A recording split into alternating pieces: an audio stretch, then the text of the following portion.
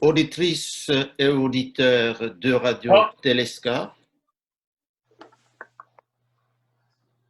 dans une minute, nous allons ouvrir notre 9e Forum international sur la gouvernance et l'avenir,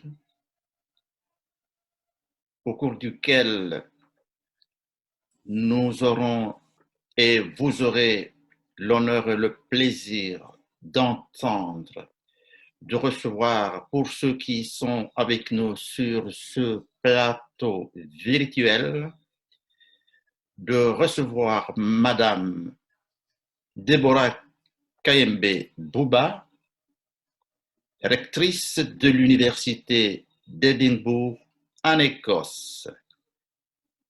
Vous allez participer à ce direct et célébrer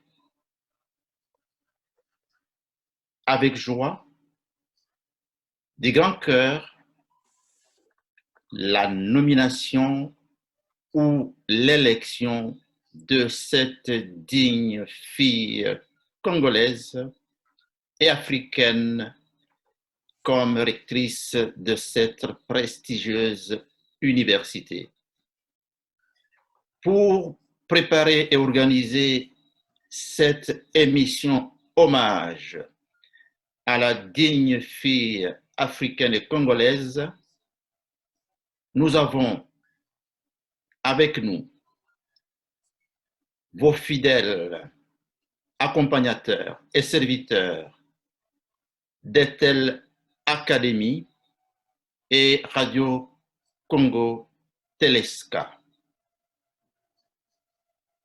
Madame la rectrice, bonjour.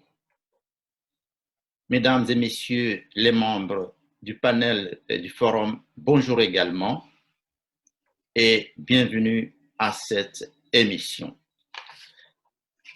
J'aimerais préciser d'entrée de jeu que cette émission, ce forum, n'est pas une conférence qui serait animée par Madame Deborah Kayembe Bouba. C'est un panel de partage et une manière d'échanger des mots et des souhaits de réussite dans le cadre d'un hommage mérité par votre sœur. Pour conduire cette célébration qui sera courte d'environ 2 heures, je vais devoir passer la parole à quelques collègues distants de Madame Deborah Kayembe Bouba, entre autres, Monsieur Claude Iluju Kiringa, professeur ordinaire à l'Université d'Ottawa au Canada. Monsieur le professeur Iluju Kiringa, bonjour. Nous allons également donner la parole à Monsieur Jean-Claude Kaloubi, professeur également à Ottawa. Nous allons également donner la parole à Monsieur Bertrand Kabongo, professeur et responsable des éditions Muhoka. Autour de cette table, nous avons également le professeur Sylvain Kalamba Sapo de Belgique, directeur de l'UNADEP et professeur à l'Université nationale pédagogique du Congo. Nous aurons également les chercheurs Monsieur Isidore Kwanja Ngembo, analyste politique. Pour prendre la parole, nous aurons l'obligation de vous couper si vous dépassez 1 minute et demie. La parole sera donnée d'abord au professeur Claude Iluju Kiringa pour un bref hommage à sa collègue, Madame Deborah Kayembe Bouba. Professeur, vous avez la parole pour 1 minute et demie ou tout au plus 2 minutes. Merci. Merci beaucoup, Tim. C'est avec un grand plaisir que je participe à cet échange que vous avez organisé très rapidement et ce qui est une très bonne chose parce que le fer, il faut le battre quand il est chaud. J'ai appris la nouvelle, comme tout le monde, sur les, je dirais pas les réseaux sociaux, mais dans des sites de nouvelles assez réputés des Congolais. Je n'ai pas cru mes yeux, j'ai dû lire 2 fois avant de réaliser que c'était la vérité. Comme il y avait plusieurs sites qui l'avaient annoncé, je n'ai pas attendu que ce soit le site de l'Université de Dimbo qui l'annonce avant moi de rendre hommage à Madame Kayembe. Madame, c'était un très grand honneur que vous avez fait à la communauté congolaise d'être portée à la tête du rectorat de l'Université de Dimbo. Bien sûr, je connais très bien l'Université de Dimbo. J'ai des amis qui restent là-bas. Des gens qui ont étudié avec moi à l'Université de Toronto. Il y en a 2, je crois, qui sont à l'Université d'Édimbourg. Et un de mes professeurs de l'Université de Toronto est passé de Toronto à Édimbourg. Édimbourg, c'est la classe de Toronto, de Berkeley, de Oxford, comme je l'ai écrit dans le petit mot que j'ai mis sur mon blog. D'abord, mes félicitations, madame. Merci. Le parcours est absolument phénoménal de venir comme réfugié dans un pays et d'entrer dans le mainstream du pays et de jouer dans la cour des grands. Ce poste-là a été ouvert à tout le monde. Donc, il fallait avoir de l'ambition et du courage, basé évidemment sur ce que vous avez fait en Grande-Bretagne depuis que vous y êtes. Et voilà, vous y êtes. Mes félicitations. Merci. Et d'autant plus que c'est une femme. Moi, ça me va tout droit au cœur, étant donné tous les problèmes que nous avons au Congo avec les droits bafoués des femmes à l'est du Congo, qui est un des grands crimes de cette fin, de ce début de siècle. Donc, encore une fois, mes félicitations. Vous pourrez compter sur le soutien de nous tous. Et quand vous aurez besoin de quoi que ce soit, il ne faut pas hésiter. Je veux juste m'en tenir à ça pour commencer. Mes félicitations. C'est un grand honneur. Je sais ce que représente l'Université d'Édimbourg. C'est une des top 25. Et nous sommes très fiers de vous. Merci beaucoup. Merci. Merci. Grand merci. Merci Claude pour ces mots précieux et gentils. La parole à Bertrand Kabongo en attendant que Isidore Kwanja se connecte. Professeur Kabongo, Bertrand. Oui, merci Tim, merci à l'organisation. Je tiens à féliciter de vive voix Madame Déborah Kayembe. C'est un honneur et tout un plaisir pour nous, Congolais et Congolaises, non seulement d'avoir un des nôtres dans une institution si précieuse, mais l'avoir à la direction même de cette université, c'est toute une fierté. Fierté pour notre peuple, fierté pour nous-mêmes comme êtres humains. Comme le disait mon ami Claude Kiringa, à double titre, d'abord comme Congolais et comme femme. C'est une référence pour nos jeunes et en particulier nos jeunes filles. Quand on pense à ce que ces jeunes filles vivent dans notre pays, dans tous les coins, et particulièrement à l'est du pays, nous avons à nous repositionner, à nous poser des questions.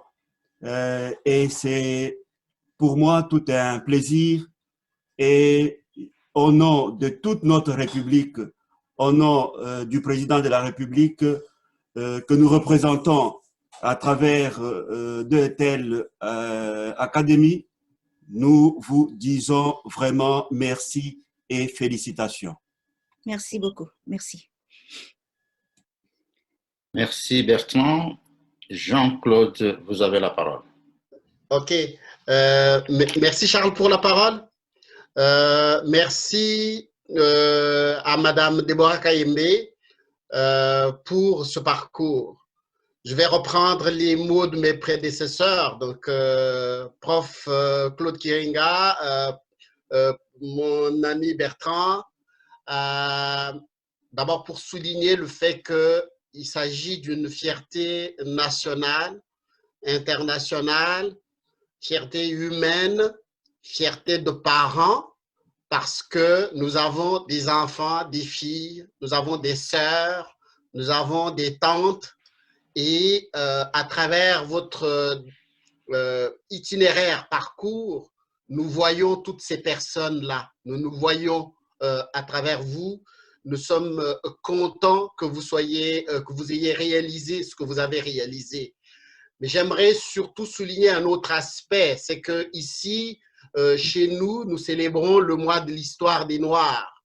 Oh. Et ça ne pouvait pas mieux tomber, dans ce sens que vous n'êtes pas blanche, vous êtes humaine, bien sûr, mais c'est inévitable qu'à un moment ou un autre, vous faites partie de cette grande histoire des Noirs.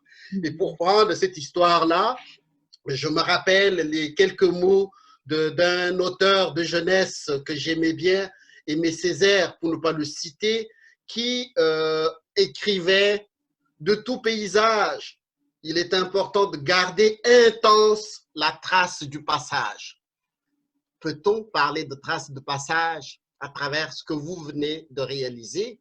Je pense que ce n'est qu'un mot d'introduction, mais c'est en même temps nos félicitations de Congolais, de compatriotes, de citoyens du monde, de l'humanité tout simplement. Merci. Merci beaucoup. Merci. Merci Bertrand. Est-ce que Monsieur Nsapo Kalamba, vous avez quelque chose à dire à notre sœur Kayembe Bouba Déborah? Vous pouvez prendre la parole si vous avez quelque chose à ajouter. Merci. Il ne semble pas être prêt à prendre la parole. Alors, Madame Déborah Kayembe, bonjour. Bonjour. Encore. Alors, pour échanger et partager ces bels hommages, nous avons choisi un thème qui s'intitule « L'élite africaine et congolaise, bilan et recommandations ». J'ai 3 questions pour vous.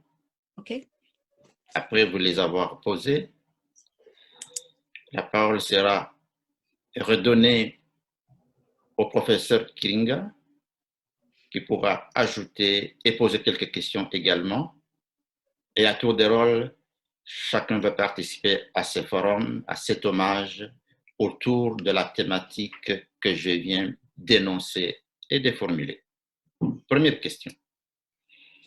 Madame, est-ce que vous pouvez nous décrire, nous raconter votre parcours dans l'espace et dans le temps de Kinshasa, donc de votre Congo natal à Édimbourg, en Écosse, votre pays d'accueil? D'abord, je voudrais vous remercier parce que c'est vraiment avec beaucoup d'émotion que je suis devant vous aujourd'hui, parce que peut-être que vous ne le savez pas, mon père était le professeur ordinaire Kayembe Bouba. Pendant plusieurs années, il était directeur à l'IEC. Il a enseigné le maths à l'Institut supérieur du commerce. Il est décédé en 2009, le 16 octobre. Et je me souviens, ce jour, j'étais encore en Angleterre et j'étais sans papier et je venais juste de divorcer. Dans cet après-midi de sa mort, quelques heures avant qu'il meure, je suis avec lui au téléphone et je parle avec lui. Je dis, papa, je suis désolée, je ne sais pas prendre l'avion pour être avec toi. Je n'ai pas encore eu ma permission de résider permanemment ici. Il m'a dit, ça fait rien. Je te bénis. Tu verras des choses qui vont arriver dans ta vie. Je n'aurai pas la chance de les voir, mais les autres les verront. Je te bénis. Partout où tu iras, souviens-toi que je serai toujours avec toi. Il m'a dit ça. Et aujourd'hui, vous êtes la première rencontre que j'ai depuis que je suis devenue recteur depuis lundi passé. Mon parcours était tumultueux et très difficile. Très, très difficile. Lorsque je voudrais seulement regarder du côté de l'éducation, je venais de la République démocratique du Congo, qui est un pays francophone, avec une éducation francophone, et qui ne s'adapte pas à l'éducation de la Grande-Bretagne. Alors, je devais réagir en tant qu'autodidacte. À chaque occasion que j'avais l'opportunité de m'adresser ou de participer à une réunion, je pouvais...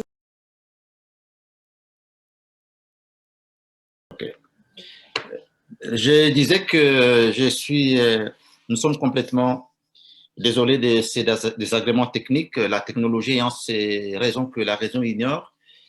Et les petits couacs techniques nous a pris à contre-pied. Nous nous en excusons de tout cœur et nous sommes contents et nous nous réjouissons de savoir que vous acceptez nos regrets et nous allons continuer. Dieu étant grand, et il est avec nous, on va gagner. Merci beaucoup.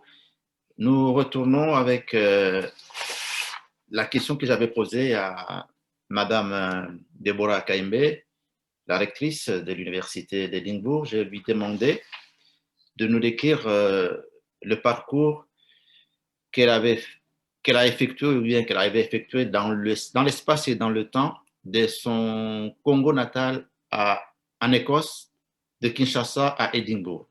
Madame, vous avez la parole, s'il vous plaît. Merci. Voilà. En ce moment-là, donc, je joins l'Office de coordination des affaires des Nations Unies, des agences des Nations Unies dans le boulevard des 30 juin à la Gombe. C'est là que j'ai commencé mon stage. J'étais j'étais supervisée, il faut le dire, par Mireille Kamitatu et Michel Kassa.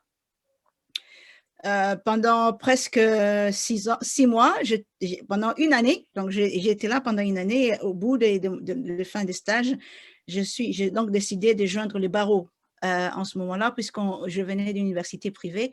Je suis allée donc m'introduire au barreau de Matadi, dans le Bas-Congo, là où mes parents vivaient en ce moment-là. Donc, après ça, j'ai donc joint ce qu'on appelle la société civile de la RDC, avec les mouvements de droits de l'homme. Je pense que certains d'entre vous se souviennent de Maître Mwila Kayembe, qui était en ce moment-là du comité droits de l'homme maintenant. C'est l'un des personnes qui m'ont encadré en ce moment-là. Donc, ensemble, on a travaillé dans le mouvement des droits de l'homme en République démocratique du Congo et dans la société civile ensemble, jusqu'à ce que nous sommes allés, durant les concertations nationales de la société civile pour la formation d'un gouvernement d'union nationale en ce moment-là. J'avais 28 ans en ce moment-là. Je ne suis pas restée, j'ai quitté la République démocratique du Congo en ce moment-là et donc je suis venue au Royaume-Uni en 2005. Je suis venue avec mon époux et notre petite famille. En ce moment-là, nous avons demandé le droit de résider au Royaume-Uni en tant que réfugiés politiques en ce moment-là. De 2005 à 2007, c'était très difficile. C'était un parcours très, très difficile. On vivait en Angleterre, nous n'avions pas le droit de travailler. Nous n'avons pas le droit d'aller à étudier aussi longtemps qu'on n'avait pas une résidence permanente au Royaume-Uni. C'est cette année-là que mon père est décédé. Mais 2 ans plus tard, finalement, nous avons eu le droit de résider au Royaume-Uni. Et moi, avocat, bien formé, je vais au barreau je vais à ce qu'on appelle le Law Society of England à Londres et je demande la permission s'ils peuvent m'autoriser à pratiquer là-bas en tant qu'avocat. Mais ils me disent, parce que vous venez d'un pays africain avec un programme francophone, vous ne pouvez pas pratiquer ici en tant qu'avocat. Vous devez retourner à l'université et recommencer vos études à zéro, ensuite travailler en tant qu'avocat. Je dis quoi? Non, pas ça. Moi j'ai 5 ans de travail. C'est 5 ans de ma vie déjà que j'ai essayé de travailler en République démocratique du Congo.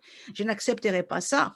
Mais en ce moment-là, déjà, je divorce et je me sépare de mon mari et j'ai un bébé de 11 mois et une petite fille de 2 ans. Et là, c'est une décision pour moi d'élever mes enfants en toute dignité. Et je prends donc la décision de travailler en tant qu'interprète. Alors, je m'inscris à l'Institut des traductions et d'interprétation qui existe à Londres et qui accepte n'importe qui vient de n'importe quelle partie du monde. Mais quand vous passez votre test d'évaluation en anglais, et s'il est parfait, on vous accepte. Et pour la première fois, je suis acceptée dans cette institution pour travailler au Royaume-Uni avec 5 langues. Le français, l'anglais, le swahili, le lingala et le kikongo. C'est là que tout commence avec moi. Parce que là, j'ai un travail qui me propulse à un niveau que moi-même, je ne pouvais pas imaginer. Je sers toutes les agences des réfugiés pour de réinsertion des réfugiés aux États-Unis. Donc, j'obtiens ces contrats-là. J'obtiens le contrat de Lambeth Palace, la résidence officielle de l'archibishop de Canterbury. J'obtiens le contrat du gouvernement britannique en ce qui concerne les tribunaux. Et alors, je me retrouve dans une situation financière forte. Et je me dis, pourquoi pas essayer encore de retourner à mon travail en tant qu'avocat? C'est lorsque je serai rejetée à Londres qu'ils vont m'écrire dans la lettre de rejet, ils vont me dire, nous ne pouvons pas vous prendre ici, mais l'éducation, le niveau d'éducation que vous avez est considéré comme étant ce qu'on appelle un DES en Écosse. C'est les messages qu'ils me disent tout simplement. C'est en ce moment-là que je me dirais, OK, je vais essayer en Écosse. Alors, je contacte le Law Society of Edinburgh, celui d'Édimbourg. 4 semaines après, ils vont revenir sur moi, ils me disent, soyez la bienvenue, nous vous acceptons ici en tant qu'avocat. Mais pour que vous soyez en mesure de pratiquer, vous devez venir habiter à Édimbourg. Vous ne pouvez pas pratiquer pendant que vous vivez en Angleterre. Et ça, c'est une aventure, croyez-moi. J'ai 2 bébés entre mes mains, je liquide tout ce qui est dans la maison et avec mes 2 bébés, avec un taxi et une vanne, nous faisons 6 heures de voyage du nord de l'Angleterre jusqu'en Écosse. Et je me souviens encore de cette histoire lorsque j'arrive à la frontière d'Écosse, je fais descendre les enfants, j'ai dit au chauffeur, arrête. Et il y a un pancarte qui vous dit, soyez la bienvenue en Écosse, les pays des personnes qui sont braves. Alors, je regarde et je dis, ma fille me demande, maman, qu'est-ce que c'est écrit là-bas? Je dis, c'est les pays des personnes qui sont braves. Je dis, moi, je suis l'un d'entre eux. Allons-y. Alors, on arrive en Écosse en décembre 2011. Et c'est difficile de s'installer dans un nouveau pays, vous n'avez pas de famille, vous êtes tout seul avec vos 2 enfants. Mais encore, en 2012, au début, je me dis, peut-être que déjà, je vais raconter mon histoire aux autres personnes, aux autres réfugiés qui existent ici, pour qu'ils puissent savoir l'inspiration que j'ai. Parce que le fait que j'étais d'un pays africain, éduqué en Afrique, être accepté de répondre la qualification en tant qu'avocat, c'était déjà une grande chose en ce moment-là. Alors, je retourne cette fois-ci à ce qu'on appelle le Conseil national des réfugiés et je leur demande, est-ce que vous pouvez me donner l'opportunité? Je suis volontaire, je voudrais raconter mon histoire, comment j'ai réussi à parvenir ici jusqu'à aujourd'hui. Ils disent, bien sûr, venez raconter vos histoires. Et je raconte mon histoire et ça intéresse tellement les gens que ce qu'on appelle l'Académie nationale de l'Écosse m'invite une fois pour faire un état des lieux des droits de l'homme dans les pays africains, faire une présentation en général et voir comment est-ce que l'Écosse peut participer aux échanges avec les pays africains. J'ai fait une présentation qui excelle tellement à un point qu'ils me disent, est-ce que tu peux nous joindre à la Société royale d'Édimbourg? Parce qu'on voudrait que tu viennes nous parler et on va voir ce que tu as fait, ce que tu as réalisé dans ta vie et peut-être qu'on va t'ouvrir une porte ici chez nous. Ces jours-là, je vais me souvenir de ces jours-là. J'entre à la Société royale d'Édimbourg qui existe depuis 176 ans. Et dans l'immeuble la plus vieille en Écosse, il a 500 ans cet immeuble. Mais à chaque étage, vous avez des portraits énormes des gens qui ont changé le monde. Ils sont tous blancs. Il n'y a aucune femme. Mais au 3e étage, ce sont les photos de la reine d'Angleterre. C'est elle la seule femme qui domine là-bas. Et moi, je suis là, je m'assois, je me dis, mais qu'est-ce que je fais ici? Il n'y a pas un seul visage noir ici. Qu'est-ce que je fais ici? Qu'est-ce que je fais ici? On va m'inviter, on va me faire asseoir et je vais passer l'interview. Et ils vont me dire, Déborah, merci. Ce soir, on va vous donner la réponse. Dans la soirée, ils me disent, sincères félicitations, nous vous avons accepté à notre institution. Soyez la bienvenue. Je me suis dit, ah bon? Ils m'ont pris? Très vite, je suis invitée dans le groupe de travail de Brexit pour préparer les problèmes de droit. Dans tous les groupes de travaux, je suis invitée. Jusqu'au jour où l'institution apprécie le travail que j'ai fait et érige un portrait à mon honneur.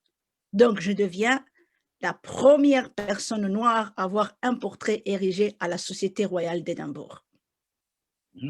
Les mois qui suivent, je suis invitée à participer au groupe de travail pour l'Afrique. Le groupe de travail pour l'Afrique, c'est le pays, l'Écosse, avec le gouvernement écossais qui jette un coup d'œil sur l'Afrique et regarde les institutions, les ONG et prévoit des plans de soutien partout en Afrique. Et je suis désignée comme l'avocat expert à travailler dans ce projet-là. J'ai fait un travail qui était très remarquable, en tout cas, et à chaque fois qu'il y avait un invité d'honneur qui venait, comme le roi de la Jordanie, comme le prince William, à chaque fois qu'il venait, je devais être à la table pour discuter des questions d'Afrique, pour discuter des questions de nos jeunes filles en République démocratique du Congo, pour discuter de la guerre en République démocratique du Congo, et pour voir comment est-ce que dans la mesure, on doit créer ce qu'on appelle un partenariat valable, un partenariat qui ne sous-estime pas les autres, mais qui regarde le bon côté du partenaire et qu'on échange entre nous. Et c'est ça ce que j'ai emmené sur cette table-là. Et ça, c'était il y a seulement 2 ans.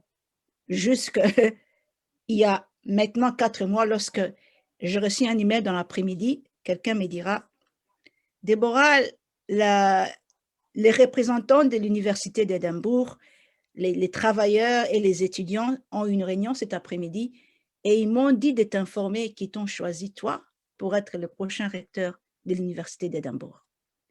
Mais avant ça,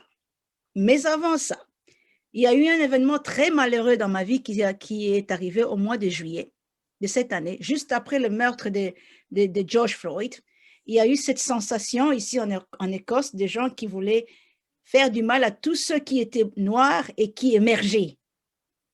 Donc, j'étais chez moi, dans ma maison, quelqu'un est parvenu entrer dans ma maison qui est purement privée et a mis des clous dans le pneu de ma voiture. Il a piégé la voiture avec l'espoir qu'une fois que j'entre dans la voiture, je crache à un accident et je meurs sur place. Alors, ce matin-là du 26 juillet, je monte dans la voiture, je démarre la voiture parce que l'Écosse Édimbourg est une ville montagneuse. Au moment où j'essaie de tourner la voiture bascule. Je sors sain et sauf et je sors de la voiture, je vois que les pneus sont bourrés des clous. Je me dis, mais... Et ça, ce n'était pas la première fois parce que c'est arrivé 2 ans plus tôt. Cette fois-là, je me suis dit, malgré tout ce que je fais pour ces pays, malgré l'image de marque que je donnais à ces pays, malgré l'honneur que je donne à ces pays, ces gens cherchent toujours à me faire du mal. Je ne veux plus me taire. C'est alors que je vais aller au public, je vais appeler la presse, je vais informer la presse, je vais leur dire, moi, je ne veux plus avoir ça. Parce que tout ce que je fais ici en Écosse, c'était construire une Écosse juste et équitable. Et c'est ça que j'ai en échange, des clous dans mon véhicule. Ça, c'est inacceptable. Et la réponse de la population était positive. Et c'est ce qui a fait, je crois, aujourd'hui, la raison pour laquelle ces représentants de l'Université d'Édimbourg m'ont contacté. Voilà. Ah, fantastique. Vraiment, vraiment. Ça mérite une réaction du panel. Je suis le premier à réagir. J'ai fait ça. Nous applaudissons. C'est vraiment, ça vaut symbole de résilience. Merci. Oui, voilà.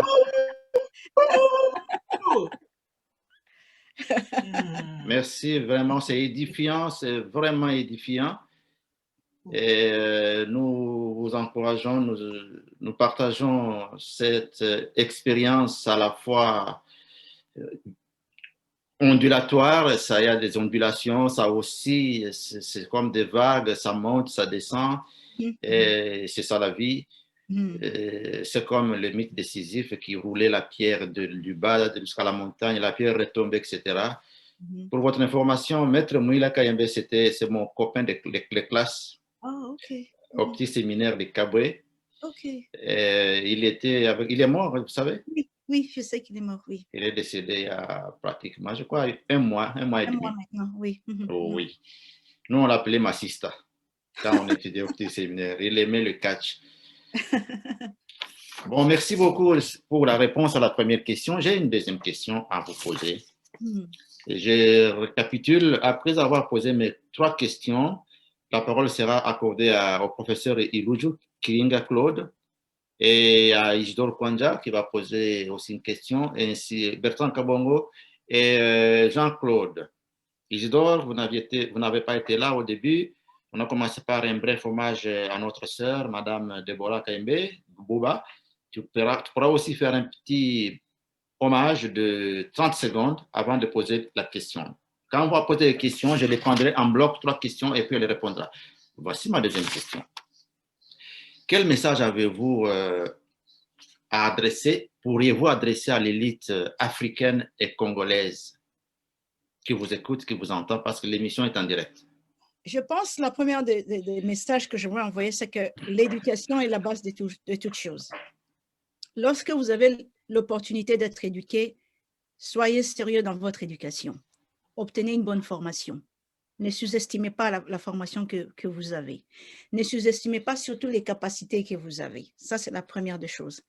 Et la deuxième des choses, à tous les Congolais, vraiment, nous devons faire un effort à valoriser le temps que nous donnons à notre éducation. Parce que j'ai l'impression qu'il y a quelque chose qui ne va pas très bien avec l'éducation au Congo en ce moment précis. Et je pense que comme il y a des représentants de la présidence de la République ici, s'il vous plaît, envoyez le message à la présidence de la République, investissez plus dans l'éducation que quoi que ce soit, parce que c'est l'avenir de ce pays. Et à l'élite africaine en général, quel est votre message? L'élite noire africaine. L'élite noire africaine doit avoir un respect de soi-même d'abord. Ça, c'est la première des choses. Quelquefois, s'oublier soi-même, penser aux autres, s'occuper des autres d'abord et soi-même après. Mais aussi, l'élite africaine ne doit pas toujours condamner l'impérialisme à sa tête, il ne doit pas toujours condamner l'homme blanc. Nous savons que nous avons été poursuivis par l'homme blanc pendant des générations entières, des siècles, mais il doit compter sur lui-même et construire sa toit lui-même. Dernière question. Quel est votre message à la femme africaine et congolaise, à la fille africaine et congolaise, dont vous êtes un exemple vivant et élogieux? 2 choses à la femme et à la fille congolaise. La première chose, dignité. La seconde chose, respect. Vous devez apprendre à vivre dans la dignité, vous en tant que femme, et vous devez apprendre à vivre en vous respectant vous-même d'abord. Les femmes congolaises et les femmes africaines en général sont des femmes les plus fortes au monde, croyez-moi. Il y a une force extraordinaire à la femme africaine et la femme congolaise en général. Je pense que c'est le moment pour les femmes de se considérer eux-mêmes que ce sont des êtres valables, des êtres humains valables et qu'elles sont capables de faire beaucoup de choses. La femme qui m'a élevée, ma tante, c'est son anniversaire aujourd'hui, j'y paye hommage à elle. Elle ne savait pas lire ou écrire quand elle a commencé à m'éduquer, moi. Après mon éducation, elle s'est mise à s'éduquer elle-même. Elle a compris la richesse derrière ça. Donc, je pense que les femmes congolaises doivent comprendre ces choses. Personne ne va construire votre vie à votre place. C'est vous-même qui vous construisez, c'est vous-même qui vous respectez, c'est vous-même qui vous donnez votre dignité. C'est ça les messages de la femme africaine. Très bien, Madame Deborah Kayembe. Les questions du panel qui participe à cet échange, cet hommage virtuel. La parole, je l'accorde, comme je le disais avant cela, à M. Claude Iluju Kiringa, professeur à l'Université d'Ottawa. Prof Kiringa, vous avez la parole. Merci Tu as la beaucoup. parole. Oui, oui. Il y a quelque chose d'anecdotal que je vais raconter avant de poser ma question. Mhm. Oui. Les questions seront très brèves. On veut faire parler la personne qui est à l'honneur aujourd'hui, qui est Madame Kayembe. Tim et moi, ça fait presque 40 ans qu'on se connaît. Mhm. Ouais. On a étudié ensemble. Kiring, on s'appelle, on se connaît. Oui. Vous avez la parole, monsieur. Tu as la parole. Oui. Madame Kayembe, Oui. je suis content, n'est-ce pas, d'entendre comme une des premières phrases de votre part que l'éducation est la base de tout et qu'il faut y donner du temps, y investir. Ça veut dire que nous, comme adultes, dans un pays comme le Congo ou dans un continent comme l'Afrique, en fonction des responsabilités qui sont les nôtres, c'est-à-dire que l'on soit parent, que l'on soit enseignant, que l'on soit un responsable public, ça doit être un motto fondamental. Parce que, il est dit dans la sagesse chinoise, je crois, que si vous voulez détruire un pays, ce n'est pas nécessaire de lui faire une guerre coûteuse pour vous et pour votre ennemi. Il suffit simplement de détruire son système éducatif. Et en 1-2 générations, vous avez vaincu l'adversaire. Parce qu'il n'aura plus rien à vous opposer, étant donné que ces schèmes éducationnels et mentaux auront été détruits. On a l'impression que ça nous arrive aujourd'hui en Afrique et au Congo en particulier. Les images qui nous viennent de là sont assez éloquentes ou éloquentes. Quand on voit l'état incroyable d'élaborement du système éducatif, à la fois sur le plan matériel, c'est-à-dire les enfants étudient par terre, il n'y a pas de banc, et les enseignants ne sont pas payés, et les enseignants et les élèves ne semblent pas avoir la bonne instruction. Alors, ça, c'est un constat que l'on fait. C'est beau de jeter la pierre sur les colonisateurs en disant ils n'ont construit que les écoles primaires, ils n'ont pas construit les universités. Regardons-nous nous-mêmes. Qu'est-ce que vous pensez que nous tous devrions faire? Parce que le constat est là, l'éducation est la base de tout, donner du temps à ça. Mais qu'est-ce que nous devrions faire, nous? Surtout, pas comme parents, etc., mais à votre niveau, par exemple, vous allez maintenant être à la tête d'une institution prestigieuse, etc., et c'est une institution d'éducation. Quand vous rapportez tout ça à l'Afrique, qu'est-ce que vous pensez que nous, les élites, devrions faire? Je pense qu'il y a une responsabilité gouvernementale d'abord dans ce qu'on est en train de faire. Lorsqu'un gouvernement est établi et trouve un ministre de l'Éducation nationale qui ne comprend pas exactement ce que c'est l'éducation nationale, c'est un problème.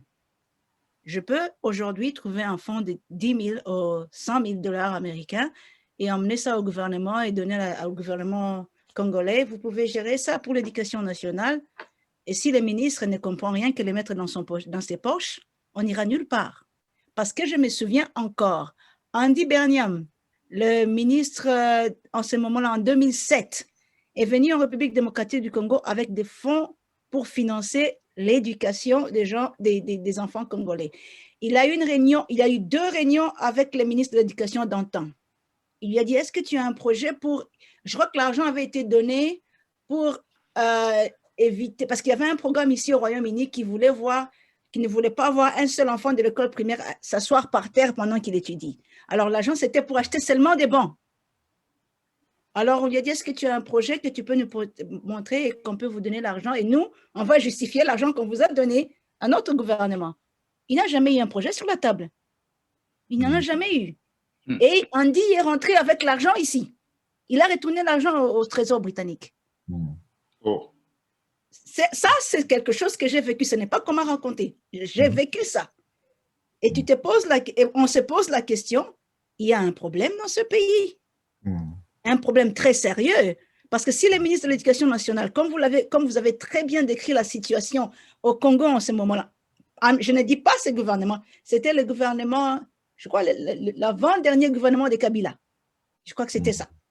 Si en ce moment-là, il n'y avait pas un seul projet écrit comment permettre aux enfants de l'école primaire d'avoir des bancs pour s'asseoir dessus, je ne suis pas surprise que c'est pire aujourd'hui. Mais croyez-moi, j'ai les possibilités de parler avec les grands de ces pays et demander de l'aide pour le Congo. Je peux faire ça. Mais je ne veux pas non plus, comme juge, d'être idiote en demandant des fonds qui vont aller dans les poches des gens. Parce que là, maintenant, je vais perdre ma crédibilité. Absolument. Ça, c'est la réalité. Votre crédibilité est très importante. Et ça ne va pas aider les autres générations à venir. J'ai toujours dit à mes amis, je suis la première personne, j'ai été maudit pour être la première personne. Il y a 2 ans, j'étais la première femme à avoir les portées à la Société royale d'Édimbourg. Aujourd'hui, je suis la première à être recteur. Donc, je dois laisser un chemin pour les autres Africains qui viennent avec une crédibilité qu'eux, ils vont utiliser pour continuer de leur côté. C'est comme ça que Mandela a fait. Quand il est devenu président, il a laissé une crédibilité que Thabo Mbeki a utilisée, que l'autre a voulu détruire les Zoulous, et l'autre maintenant commence à corriger ça. Vous devez comprendre que c'est difficile d'être le premier, mais mon rôle en tant que premier, c'est tracer un chemin falsifié, propre, pour que ceux qui vont venir après moi puissent trouver déjà un travail solide et qu'ils puissent continuer là où moi je me suis arrêtée. C'est ça la situation. C'est le gouvernement. L'éducation nationale d'un pays, c'est le gouvernement. Personne d'autre. Oui, une remarque dans ce contexte-là, juste pour ajouter à ce que vous venez de dire, dans la plupart de nos pays ici où nous vivons, au Canada en tout cas c'est le cas, et j'imagine que c'est comme ça en Grande-Bretagne, en Écosse, les budgets de l'éducation et de la santé sont les plus gros postes de budget publics. Et ce sont les ministres les plus importants. Ce sont les ministres les plus importants. Voilà. Et dans les pays africains, c'est l'inverse. Ce sont les budgets les plus maigres. Et ces budgets sont même détournés, comme vous l'avez dit, parce que le ministre de l'Éducation au Congo vient d'être à la base de ce scandale incroyable des emplois fictifs dans le système éducatif, des enseignants qui n'existent pas, des écoles qui n'existent pas. Et donc, ça pose un problème immense, et un problème de survie de nos pays, de leur viabilité pour les 2-3 générations à venir. Quand il n'y a pas de gens bien éduqués. Est-ce que vous avez compris la difficulté que notre Premier ministre a en ce moment? Il risque de perdre son siège parce que les enfants ne rentrent pas à l'école à cause du Covid. Absolument. C'est le fait que les enfants vont à l'école, ça fait partie des 4% de GPD de la Grande-Bretagne. Regardez, appréciez les niveaux de la contribution de l'éducation nationale dans les budgets de l'État. C'est ça. Les premiers ministres cherchent à tout moyen à voir les enfants retourner à l'école. Regardez à quel niveau c'est très important. C'est extrêmement important. Et je me rappelle que l'Inde, au moment de son indépendance, se posait le même genre de questions, en se disant, si nous voulons être au niveau de nos colonisateurs, qui sont les Britanniques, nous devons performer dans l'éducation de la même façon qu'eux. Et Nehru avait passé une bonne partie de ses réflexions pour l'Inde indépendante à voir quel système éducatif on peut mettre sur pied pour que ce pays, après 2 ou 3 générations, soit un gros moteur de développement économique et industriel. C'est ça. Et aujourd'hui, on voit le résultat. Hein. Mhm. Le système éducatif indien a produit ce qu'on voit aujourd'hui. Et leurs éléments ont envahi la Grande-Bretagne. Les médecins sont indiens ici, ils sont tous indiens. C'est ça le problème. Toute la high-tech en Europe et ici en Amérique va être indienne Voilà. depuis les 15 prochaines années. Et je le vois à l'université. L'influence de ces gens. Et ils ont été formés en grande partie en Inde. En Inde. Et oui, merci. Merci beaucoup. On va recadrer. Claude, tu auras la parole. Je rappelle que le professeur Claude est spécialiste en technologie de l'information. Si vous parlez de technologie de l'information, c'est la personne, c'est notre gourou ici dans la salle virtuelle. Okay. Claude, tu vas avoir la parole. On va essayer de donner aussi l'occasion aux autres de poser des questions. Tu reviens, mais tu termines d'abord. Je te donne la parole pour terminer. Okay. Claude, non. Ça marche? C'est le plus important. Elle a dit ce qu'il fallait dire et nous allons appuyer dans ce sens. L'éducation est la base. Alors, une autre question qui est du groupe, mais Isidore Kwanja, question, vous pouvez commencer par un bref hommage, vous n'aviez pas été là, les autres l'ont fait avant vous, vous étiez programmé pour 1 minute et demie, 30 secondes plutôt d'hommage. Le micro est fermé, vous pouvez l'ouvrir s'il vous plaît. Isidore, voilà. Oui. Bonjour, Madame Deborah Kayembe. Bonjour, bonjour. Je suis très, très enchanté. Quand nous avons appris de votre nomination, nous étions très, très contents parce que vous faites l'honneur de notre pays. Merci, merci. Vous faites vraiment l'honneur de votre pays. Et puis, je me rappelle, j'en ai parlé à Madame Michaëlle Jean, qui est l'ancienne gouverneure du Canada. Elle m'a dit, il faut lui dire mes félicitations parce que quand on est une femme et noire, on doit travailler fort pour mériter le respect des autres. Et pour arriver là où vous êtes arrivé, en tant que femme et noire, vous avez dit travailler fort. Et comme vous le dites vous-même, vous êtes une battante. Et même si vous jetez un coup d'œil dans les médias, dans les réseaux sociaux, il y a beaucoup de gens qui parlent de vous. Merci. Vous nous faites l'honneur. Merci. Moi, je n'ai pas une question comme telle à poser, mais je voudrais juste qu'on puisse réfléchir un tout petit peu.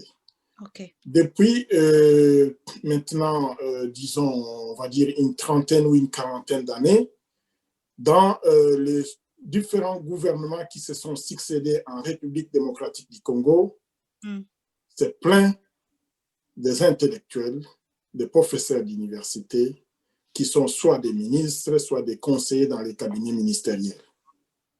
Mais depuis, les pays n'avancent pas.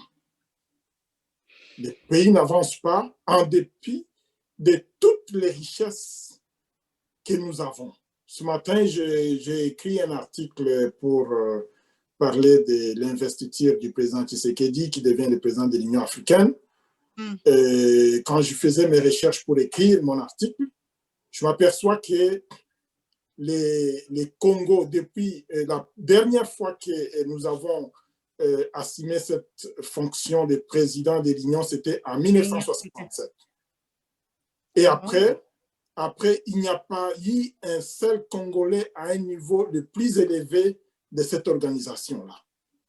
Alors que nous sommes, même sur le plan démographique, nous sommes un plus grand pays.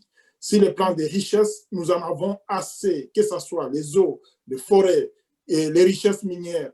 Nous avons des ressources humaines. Comme vous êtes là, vous faites l'honneur de toute l'Afrique.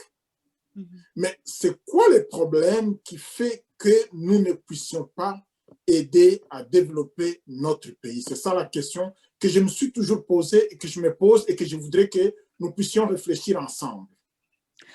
Il y a un terme en anglais qu'on appelle, on dit selflessness, c'est-à-dire que on doit s'oublier soi-même et penser aux autres d'abord. Et je pense que c'est une question de conscience personnelle. Vous pouvez avoir tous les diplômes du monde que vous voulez. C'est là que je reviens avec les mamans et l'éducation qu'ils donnent aux enfants à la maison. ma tante qui célèbre son anniversaire aujourd'hui et que j'ai appelée maman toute ma vie, m'a appris à m'oublier moi-même et à penser aux autres d'abord. Et je crois que ça a été un élément qui a joué un grand rôle dans ma vie, partout où je suis passée. À chaque fois que j'étais devant une porte ou une opportunité, je pouvais regarder, je dis, je peux faire ça, mais une fois que je termine de faire ça, il faut que je sois sûre qu'il y aura une autre personne qui viendra frapper à la porte, qui est de ma couleur, et personne ne va hésiter de le prendre parce que j'étais déjà là et j'ai fait un bon travail. C'est ça le problème. C'est le fait que nous parvenons à nous oublier nous-mêmes et à considérer l'intérêt commun, l'intérêt de nous-mêmes. Et là, même si vous avez un diplôme, vous avez tous les titres du monde, si ce n'est pas dans votre conscience, ça sera difficile. Et malheureusement pour nous, et je l'ai vu même dans les années Kabila, les Kabila fils, parce que le père, il avait commencé à démontrer quelque chose comme ça. Je ne sais pas s'il allait changer, mais il est mort un peu plus tôt. Et quand le fils est venu, il a repris toutes les mauvaises habitudes de ceux qui étaient avant le père. Et ça n'a fait que continuer. C'était des gens intelligents, c'était des gens mais ils ont fait ça pour eux-mêmes. Tout ce qu'ils ont fait, c'était pour leur propre intérêt. Il n'y avait pas l'intérêt de l'État, d'abord. Voilà pourquoi, quelquefois, quand je pense à Lumumba, je dis que c'était un homme exceptionnel dans le temps et dans l'avenir. Parce que c'était quelqu'un qui disait tout simplement, je n'ai pas de papa, je n'ai pas de maman, je n'ai pas de religion, je vais façonner une idée. Et quand vous fonctionnez en tant que façonner les idées que moi je façonne, c'est l'idée de l'être humain, sans pouvoir regarder la couleur de sa peau, son genre. C'est l'être humain et ses capacités humaines. C'est ça mon idée. Partout où je suis chez moi. Et je construis quelque chose de solide chez moi. Que ce soit dans un contexte écossais, que ce soit dans un contexte congolais. Partout où je foule mon pied, je suis chez moi. Et je m'oublie moi-même. Je privilégie les autres. Je montre le chemin pour les autres. Parce que je sais qu'il y a toujours une récompense naturelle à ce genre de choses. C'est ce que j'ai appris dans la vie. Merci beaucoup. Merci, Madame Deborah. Bertrand Kabongo, vous avez la parole pour votre question. Cette fois-ci, on va rassembler les questions. Monsieur Kabongo Bertrand pose la question. Jean-Claude pose la question. Une troisième personne pose la question. Et toutes les questions sont ramassées en un bloc. Et Madame Deborah Kayembe va y répondre. Bertrand, la parole. Oui. 45 secondes, s'il vous plaît. D'accord. Je n'ai pas de questions à poser, mais j'ai juste un commentaire. Quand nous avons suivi le parcours de Madame Kayembe, c'est vraiment le parcours d'un combattant.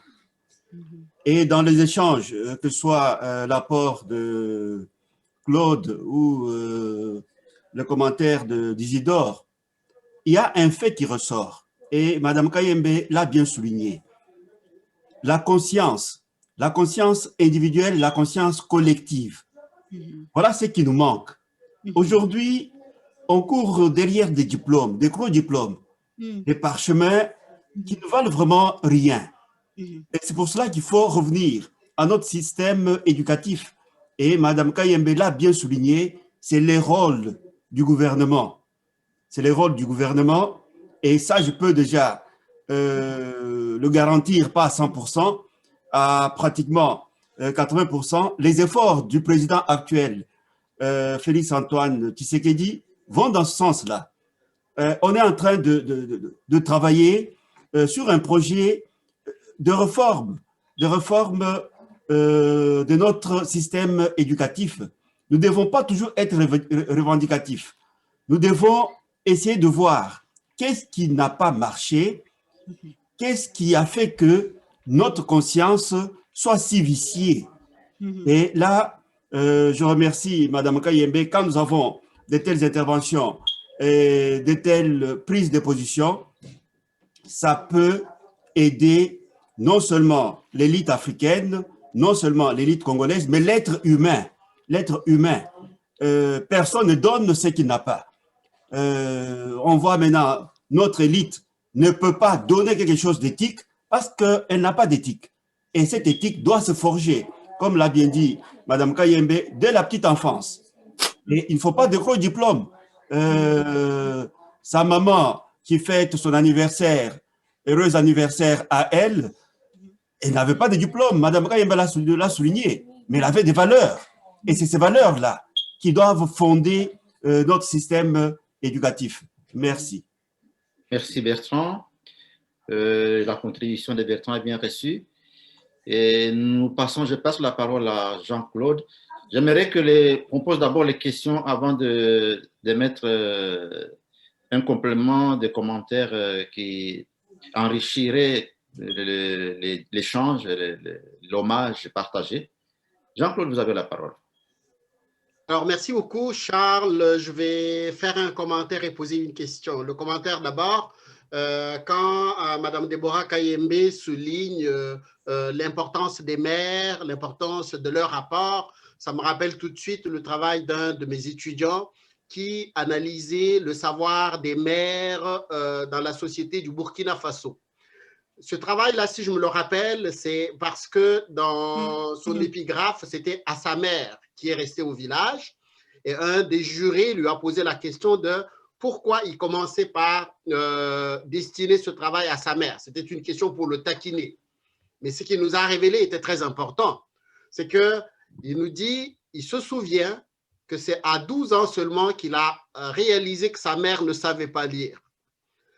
Parce qu'avant tout ça, sa mère était exigeante, lui demandait de performer à l'école, lui faisait relire des choses et il croyait que sa mère savait lire ce qu'il y avait dans son cahier.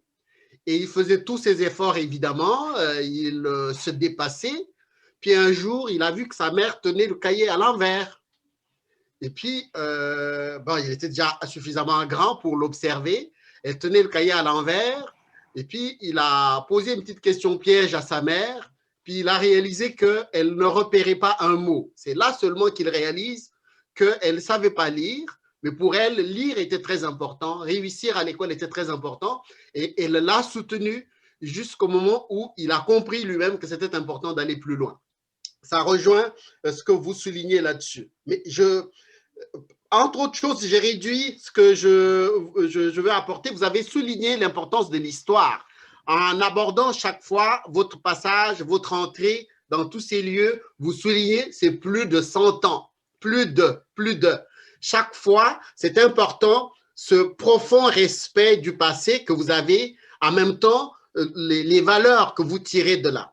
Mais en même temps, le point le plus important que vous soulignez, c'est le fait qu'il y a une part de don de soi dans le travail que nous faisons, dans la quête que nous faisons, au lieu d'être à la recherche d'un bout de papier, comme on a annoncé certaines soutenances à l'université de Kinshasa. Je ne sais pas de qui je parle, mais les gens s'en souviennent, ça circule sur les médias sociaux. Des gens à la recherche de bouts de papier. Ma question pour Mme Deborah Kayembe, c'est surtout au niveau de la culture de l'évaluation, la culture de bilan. Qu'est-ce que vous pouvez nous donner comme conseil ou donner à la relève, à la jeunesse, donc sur comment porter un regard sur ces traces, sur ce passé, sur ces réalisations? Voilà, merci. Madame va répondre. Je pense que le micro est fermé. Madame Deborah Kayembe, vous avez la parole, s'il vous plaît. Bon, merci. On a entendu bien la question de Jean-Claude. Il a soulevé en sourdine une question sur laquelle on devrait revenir, à savoir les diplômes, on pourrait dire, politiquement transmissibles. Et donc, on pourra peut-être aborder cet aspect. Claude aussi pourra y revenir parce que c'est le moment de construire, de baliser les chemins, d'énoncer des idées pour que ce soit dit. Vous avez la parole, Madame Deborah Kayembe. D'abord, je peux vous aider techniquement. Si vous ne parlez pas, éteignez vos vidéos. Si vous ne parlez pas, éteignez vos vidéos. Exactement. Oui, comme ça sera plus facile avec… Voilà, c'est plus facile avec l'Internet comme ça. Voilà. Oh, vous avez tout dit. En tout cas, vous avez tout dit. Mais en ce qui concerne l'évaluation, c'est très important. Quand je suis arrivée au Royaume-Uni au début, au tout début, j'étais toujours, pas choquée, mais j'étais toujours impressionnée de la manière dont à chaque fois, dans les milieux des organisations, après avoir fait une activité, le jour qui vient, tout le monde vient s'asseoir pour évaluer ce qui s'est passé. Et à chaque fois qu'on évaluait ce qui s'est passé avant, c'était toujours, ici ça n'a pas marché, Ici, ça a marché. Qu'est-ce qu'on doit faire pour corriger la prochaine fois? Pourtant, moi, je venais de la République démocratique du Congo, et ce qu'eux, ils avaient déjà fait, j'ai trouvé ça extraordinaire. C'est que ça, c'est parfait, ça. Mais malgré ça, après la réunion, après une séance de travail, on va s'asseoir pour faire l'évaluation de ce qu'on a fait. Et même à la Société royale d'Édimbourg aujourd'hui, lorsqu'on a reçu le roi de la Jordanie, il arrive dans la salle et immédiatement, il me reconnaît. Et il me serre la main, il dit, Déborah Kayembe, j'apprécie votre travail à la Cour pénale internationale. Alors je dis, mais comment ce monsieur sait que je suis à la Cour pénale internationale? Et j'aimerais vraiment qu'à la prochaine occasion que je viens ici, nous discutons un peu de cette partie-là, de votre travail à la Cour pénale internationale. La personne qui dirigeait la réunion ce jour-là, lui aussi ne savait pas que j'étais impliquée à travailler à la Cour pénale internationale. Alors lorsque le roi part, la Société royale d'Édimbourg m'appelle pour me dire, Déborah, mais le roi a mentionné quelque chose sur ton travail à la Cour pénale internationale. Est-ce que tu peux venir nous parler de cela? Et cela ne serait pas possible si on n'a pas de réunions d'évaluation. Sur base de ça, ils ont créé le groupe de travail pour l'Afrique, et c'était juste pour eux, pour connaître l'Afrique mieux, avec les services et la manière dont les femmes souffrent en Afrique. Et ça, c'est une contribution, c'est un encouragement. Je dis, le seul moyen pour parvenir à être parfait dans ce que vous faites, c'est qu'à chaque opportunité, vous avez un travail, comme la science que vous avez aujourd'hui, vous avez des problèmes techniques. Lorsque vous aurez terminé ceci, allez ensemble, asseyez-vous ensemble et discutez de ce qui n'a pas marché pour que la prochaine fois, ça puisse être meilleur. Merci. Merci beaucoup, Madame Kayembe, Déborah. Est-ce que, Jean-Claude, vous avez reçu la réponse à votre question? Je passe la parole à Monsieur Kalamba Sapo. Vous êtes là, je vous ai vu. Est-ce que vous avez une question à poser à Madame Déborah Kayembe? Attendez, Oui, on vous entend très bien. parce que la technologie est compliquée pour moi, pour les gens de ma génération. OK. Ça va? Oui, ça va très bien. Je vous attends très bien. OK. Oui, donc, moi je commencerai par rendre également hommage à Madame Kayembe, parce que, comme on l'a déjà dit, le Congo a besoin de modèles, et elle est effectivement un modèle. Elle mérite toutes nos félicitations. Lorsque j'ai entendu parler de tout ce qu'elle a fait, du chemin qu'elle a parcouru, et de sa volonté de contribuer à la promotion de nos sociétés, de nos civilisations, je me dis, ça m'a rappelé effectivement l'image de ce dont vous avez déjà entendu parler, le mythe d'Isis et d'Osiris. Contrairement à l'image de la femme dans la Bible, eh ben, Isis, elle a contribué à la libération de toute une civilisation. En recherchant à gauche et à droite tous les morceaux du corps de son frère Osiris. C'est le symbole d'une contribution faite par une femme pour que toute une civilisation soit libérée, pour que l'unité soit retrouvée, l'unité de l'humanité. Donc, je vois là l'image de ce que représente effectivement Madame Déborah, qui tient absolument à contribuer à la libération de notre société, de notre civilisation. En tout cas, un grand merci. Mais d'autre part, je me posais quand même une question et je la lui pose. Comme on l'a dit dès le début, nous on est dans l'Institut africain d'études prospectives, INADEP, qui est dirigé par Monseigneur Tchibangu au Congo. En fait, c'est un institut à vocation africaine et je voudrais savoir si Madame peut être sensible à l'histoire de cet institut et si elle peut accepter de pouvoir collaborer de l'une ou de l'autre façon avec la section Europe ou la section Occident de cet institut. Parce que nous, ici en Europe, nous faisons partie de l'extension de cet institut, dont le siège se trouve à Kinshasa. La dernière question que je pose, c'est celle-ci. Nous, on est un peu dans le monde des publications. Nous nous posons souvent la question de savoir si comment on peut faire pour que la pensée que nous essayons de développer dans nos publications soit également connue dans le monde anglo-saxon. Quelle peut être sa contribution, si cela est possible? Voilà, merci. Ok, merci beaucoup. Je rappelle que M. Kalamba, il est égyptologue, il est chercheur, il écrit en français. Donc, je laisse la parole à Mme Deborah Kayembe de répondre à... Mais j'écris aussi en Chiluba. Hein? Oh. Mais bien sûr, j'ai trois livres en Chiluba que j'ai déjà publiés. D'accord, merci. Ok. Immédiatement, en ce qui concerne votre institution, est-ce que vous pouvez m'envoyer des éléments sur ça par email? Je vais introduire ça officiellement à la Société royale d'Édimbourg comme l'un de nos prochains partenaires, parce que nous sommes en train de chercher des partenaires valables en Afrique. Et je pense que votre institution sera la bienvenue. Et on pourra certainement, pas peut-être, mais certainement inscrire ça dans la liste de nos potentiels partenaires. Et notre prochaine réunion, c'est le 4 mars, la réunion du groupe de travail pour l'Afrique. Et je vais peser de mon poids pour que ça puisse être inscrit sur mais c'est magnifique, ça. Partenaire valable. Donc, merci. Vous êtes bénie entre toutes les femmes. mais votre courriel... je pense que... il va vous le partager, il va vous la partager sur le chat. Ok, ça va. Ça plus d'abord répondre à la question, s'il vous plaît. Merci. La deuxième question par rapport à vos publications. Voilà les problèmes avec vos publications. La manière dont les publications fonctionnent ici au Royaume-Uni, les publications sont les éléments les plus importants dans la gestion scientifique. Les publications sont les éléments les plus importants dans la prise de décision des ONG ou des gouvernements.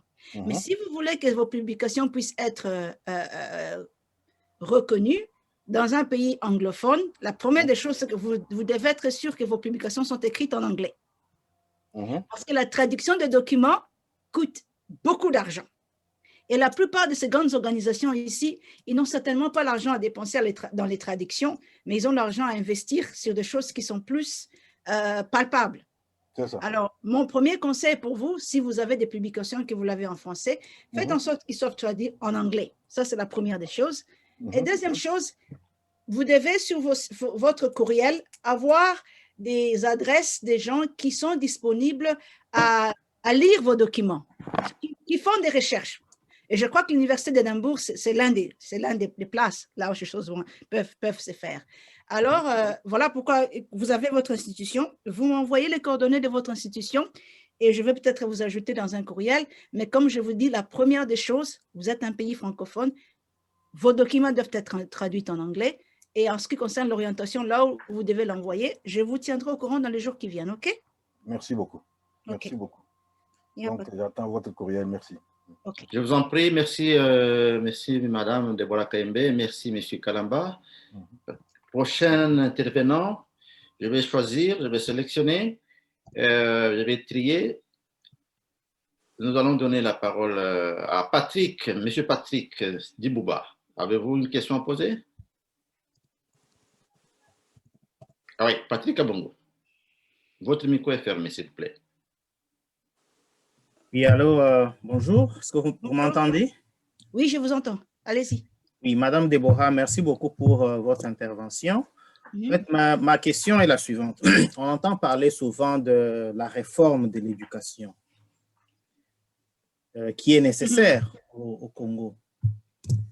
La réforme, c'est quoi? Par quoi commencer? Si vous devez vous adresser à des populations qui ne sont pas aussi expérimentées dans le monde de l'éducation comme nous autres, pourquoi ça ne marche pas? C'est quoi? Par quoi commencer? Qu'est-ce que vous pouvez donner comme conseil à ceux qui sont en charge de l'éducation afin que cette réforme puisse prendre forme et qu'elle puisse devenir une réalité pour le pays? Voilà ma question. OK. OK. Ce que je peux dire immédiatement, c'est que l'expérience que moi j'ai eue ici au Royaume-Uni, lorsqu'on essaie d'établir comment améliorer quelque chose, on commence toujours par établir la liste de ce qui ne va pas. en ce moment précis. Donc, comme il avait été décrit, vous avez des enseignants qui achètent des diplômes. Ça ne va pas. Si vous avez des enseignants qui achètent des diplômes et si vous avez des étudiants qui vont à l'école et qui sont capables d'acheter Et là, le problème, et qui est un problème très sérieux en Afrique, c'est la corruption. Et ça va toujours dans le sens d'éduquer les gens à la maison. Donc, dans le contexte congolais, la manière dont les choses ont été abîmées d'une manière, parce que le délabrement de l'éducation au Congo, c'est grave, hein? C'est très, très, très grave. Hein? Parce que quand j'écoute les gens en train de parler dans les réseaux sociaux, c'est incroyable. Et quelquefois, je me demande, moi j'ai été éduquée au Congo, j'ai étudié au Congo. L'éducation que j'ai aussi, c'est entièrement au Congo. Mais quelquefois, je me demande, qu'est-ce qui s'est passé dans le pays? Donc, à un certain moment, peut-être à partir des années 1987, les choses ont commencé à dégringoler en République démocratique du Congo. Ce que l'actuel gouvernement doit faire, c'est de retourner à partir de 1985, essayer d'établir qu'est-ce qui n'a pas marché dans le système d'éducation. Commencer d'abord à dépister le cancer, identifier les cancers. Vous trouvez ce qui ne va pas là-dedans et commencer à établir. En 1985, par exemple, on avait tous les enfants prêts à retourner à l'école le 3 septembre. Pourquoi à cette date-là, pourquoi après cette date-là, on n'était plus en mesure d'avoir les enfants tous retournés à l'école le 3 septembre? C'est un exercice simple, ça paraît idiote, mais c'est un début. Vous devez y aller systématiquement. N'allez pas en vague. Établissez une commission de personnes qui sont d'abord moralement valables, et une fois qu'ils commencent à faire le travail, ils identifient ce travail sans embâche, sans parti pris, sans accuser qui que ce soit, parce qu'il y a aussi un autre problème au Congo. On aime accuser les autres. N'accusez personne, personne n'est fautif ici. On est en train de construire. Si la meilleure rentrée scolaire au Congo, c'était en 1980, par exemple, c'était en 1985, qu'est-ce qui s'est passé en 1986? Les enfants ne sont plus rentrés à l'école. Commencez par ça d'abord et allez doucement, étape par étape, et vous serez surpris combien vous avez les capacités vous-même de corriger ces erreurs. Merci, Madame Deborah. J'ai deux questions sur le chat. Une question de M. Tchabou. J'ai plutôt une question de M. Tchabou qui a levé la main, à qui je vais laisser la parole, et une autre question de M. Steve Kabambangoy, qui écrit ceci: félicitations à Madame Kayembe. Une question est que nous qui évoluons dans les milieux anglophones, nous sentons qu'il y a une différence dans la manière dont l'éducation est considérée comparée au système francophone, si pas congolais. Quelle est votre lecture de ces deux systèmes et quel apport pouvez-vous donner à nos universités pour réadapter leur cursus? Ça, c'est la question posée par M. Steve Kabamba. Et vous allez répondre. Après, je passe la parole à M. Tchabou. Effectivement, il a absolument raison. Le système d'éducation des francophones est tout à fait différente.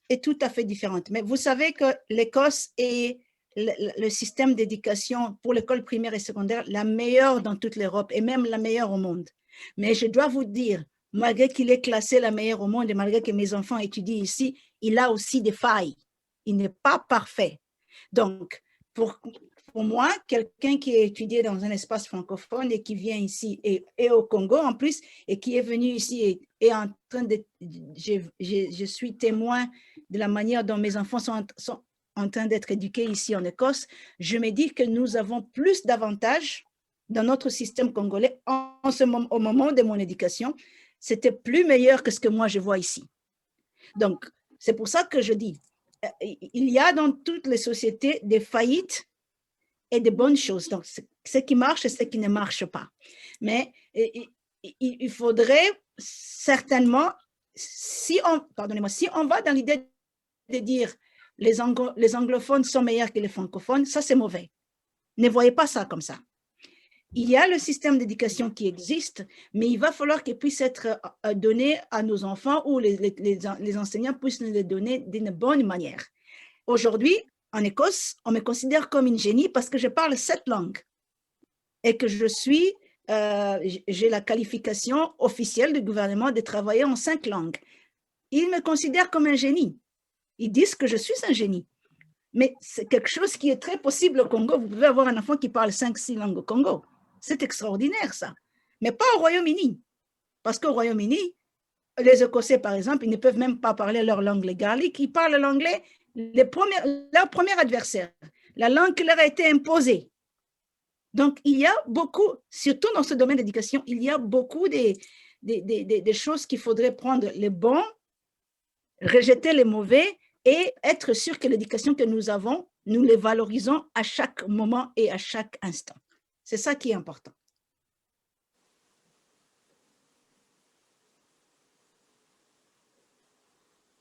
Allô? I've lost everybody here.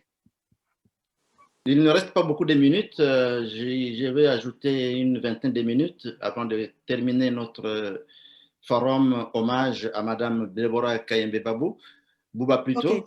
Alors, la question, la parole est accordée à M. Chabou. Chabou, vous avez la parole, suivi de yakali@gmail.com. Monsieur Chabou, vous avez la parole pour poser votre question. Merci bien, vous m'entendez? Vous m'entendez bien?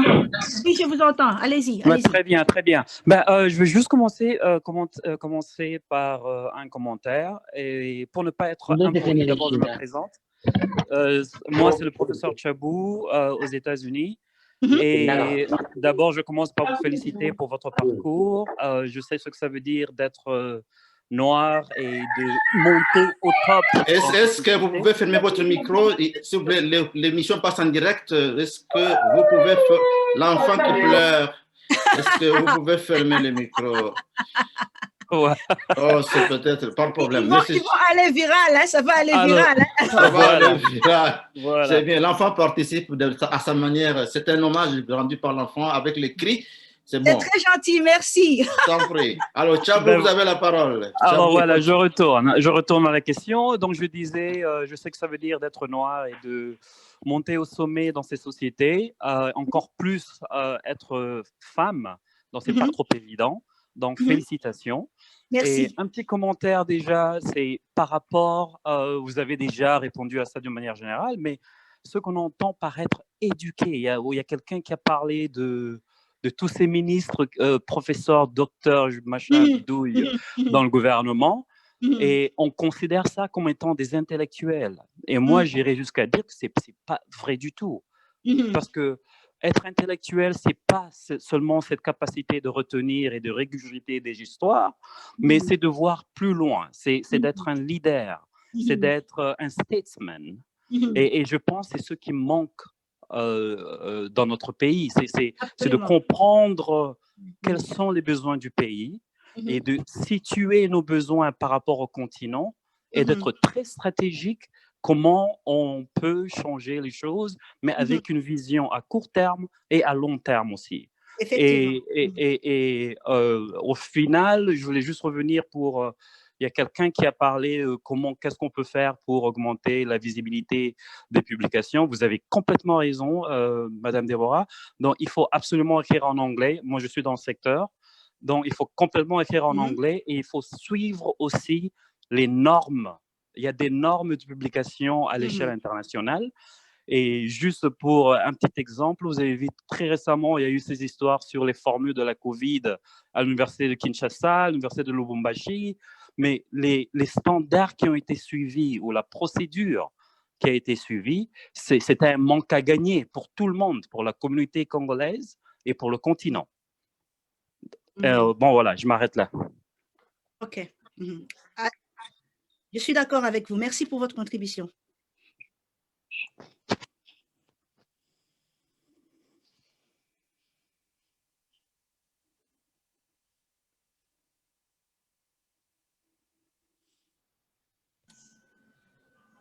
Charles, il y a rupture là.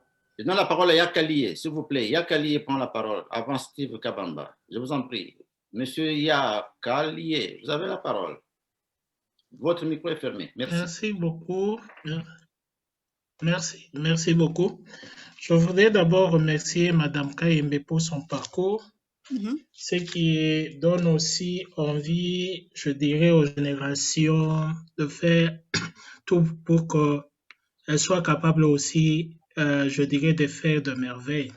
Je voudrais un peu intervenir sur ce que Dr. Steve Kabamba a dit.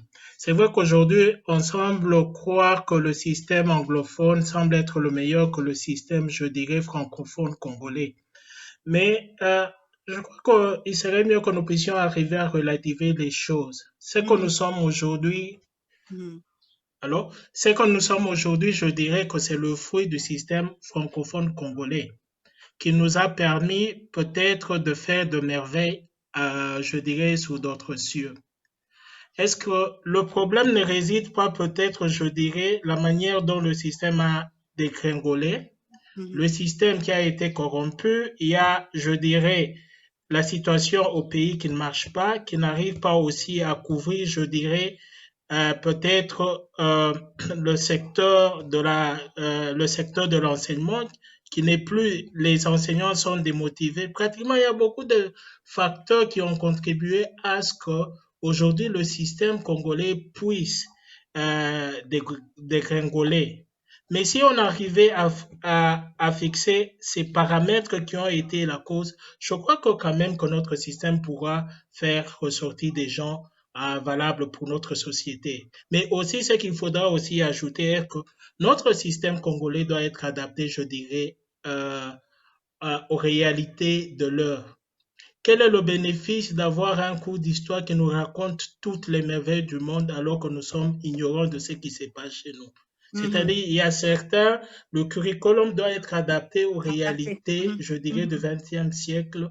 Et le gouvernement doit avoir une vision claire. Vous avez donné l'exemple, je dirais, de l'Inde. Ils se sont donné une vision, ils se sont battus pour ça. Et aujourd'hui, ça rapporte.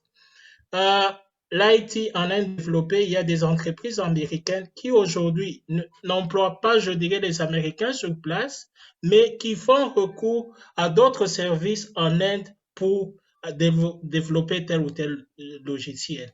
Merci beaucoup. Merci, c'est très gentil. Merci, c'est une bonne contribution. Merci à vous. Nous cherchons les questions, les personnes qui ont des questions à poser. Y en a-t-il d'autres? Est-ce que Steve Kabamba, je vois la main levée, Tchabo, docteur, monsieur professeur Tchabo, la parole est à vous si vous avez une question à poser. Docteur Steve. Alors, vous me suivez? Très bien. Je vous suis, allez-y. Vous me suivez? Oui, bien sûr, allez-y. Oui, bonsoir, Madame Kayembe, c'est très heureux que j'intervienne en direct aussi. Vous avez effectivement répondu à ma question sur la qualité d'enseignement francophone et anglophone. Mon problème ne se basait pas surtout sur le qualificatif meilleure éducation ou bonne éducation. Le problème, c'est que notre éducation, comme mon ami Kalenga a dit, c'est le problème d'adaptation de notre curriculum. Je suis médecin, je travaille en Namibie et quand je regarde derrière ce que je fais comme études chez nous, et les conditions dans lesquelles nous avons évolué. J'ai terminé il y a 21 ans bientôt. Et quand je vois ce que nous avons fait chez nous, comparé à ce que les autres ont fait, à la même période, je trouve qu'il y a encore beaucoup de choses qu'il faut refaire. Et c'est ainsi que ma position sur la réadaptation du curriculum, du cursus, doit être faite.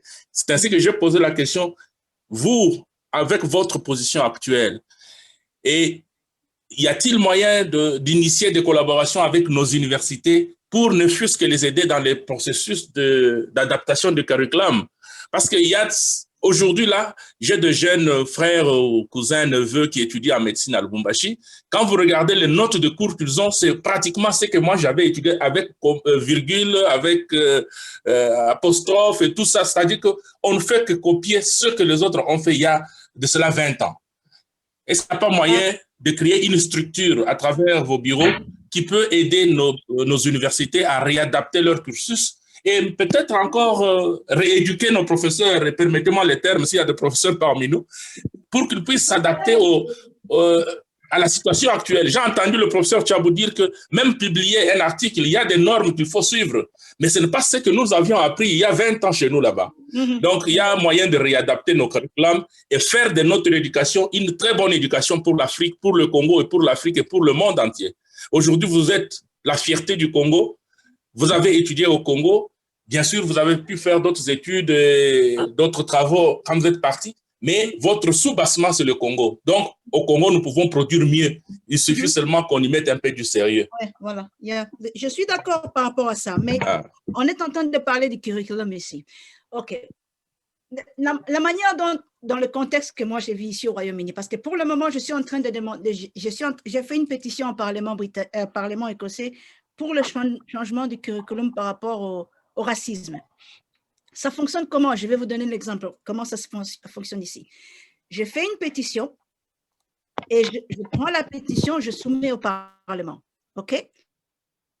Cette pétition demande à ce qu'on puisse changer tout le curriculum qui existe aujourd'hui en Écosse et installer des normes d'éducation antiracistes dans le système éducatif écossais. Ça veut dire qu'il faut briser le statu quo qui valorise la race blanche, parce que c'est ce qui existe pour le moment, et essayer d'intégrer la diversité de la société qui représente aujourd'hui.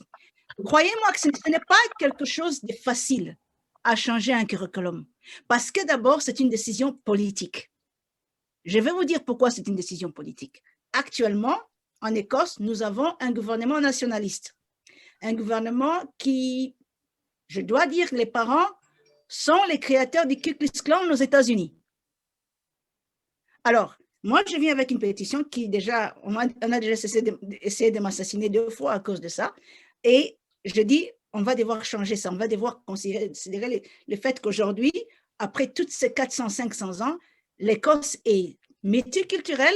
Vous avez des gens qui sont venus de la Pologne, de Latvia, du Congo, et qui ont choisi l'Écosse leur pays. Et l'éducation que nous devons donner aux gens aujourd'hui doit être adaptée dans le respect de ces cultures, des musulmans et tout ça. Alors, je crois que c'est une très bonne idée. Je ne contredis pas ça. Je pense que c'est une très bonne idée que l'éducation congolaise, le curriculum de l'éducation congolaise doit être revu. Je crois que it's way overdue now. ça aurait dû se faire bien longtemps. C'est le moment de le faire. Mais je pense que dans la base de ça, ça doit être d'abord une décision politique. Vous, ceux qui sont au Congo, parce que nous tous ici, nous ne sommes pas au Congo, si nous avons des bases au Congo, auprès de qui on peut donner ces idées, on peut pousser ces idées, je suis de cœur avec vous. Je peux vous soutenir par rapport à ça.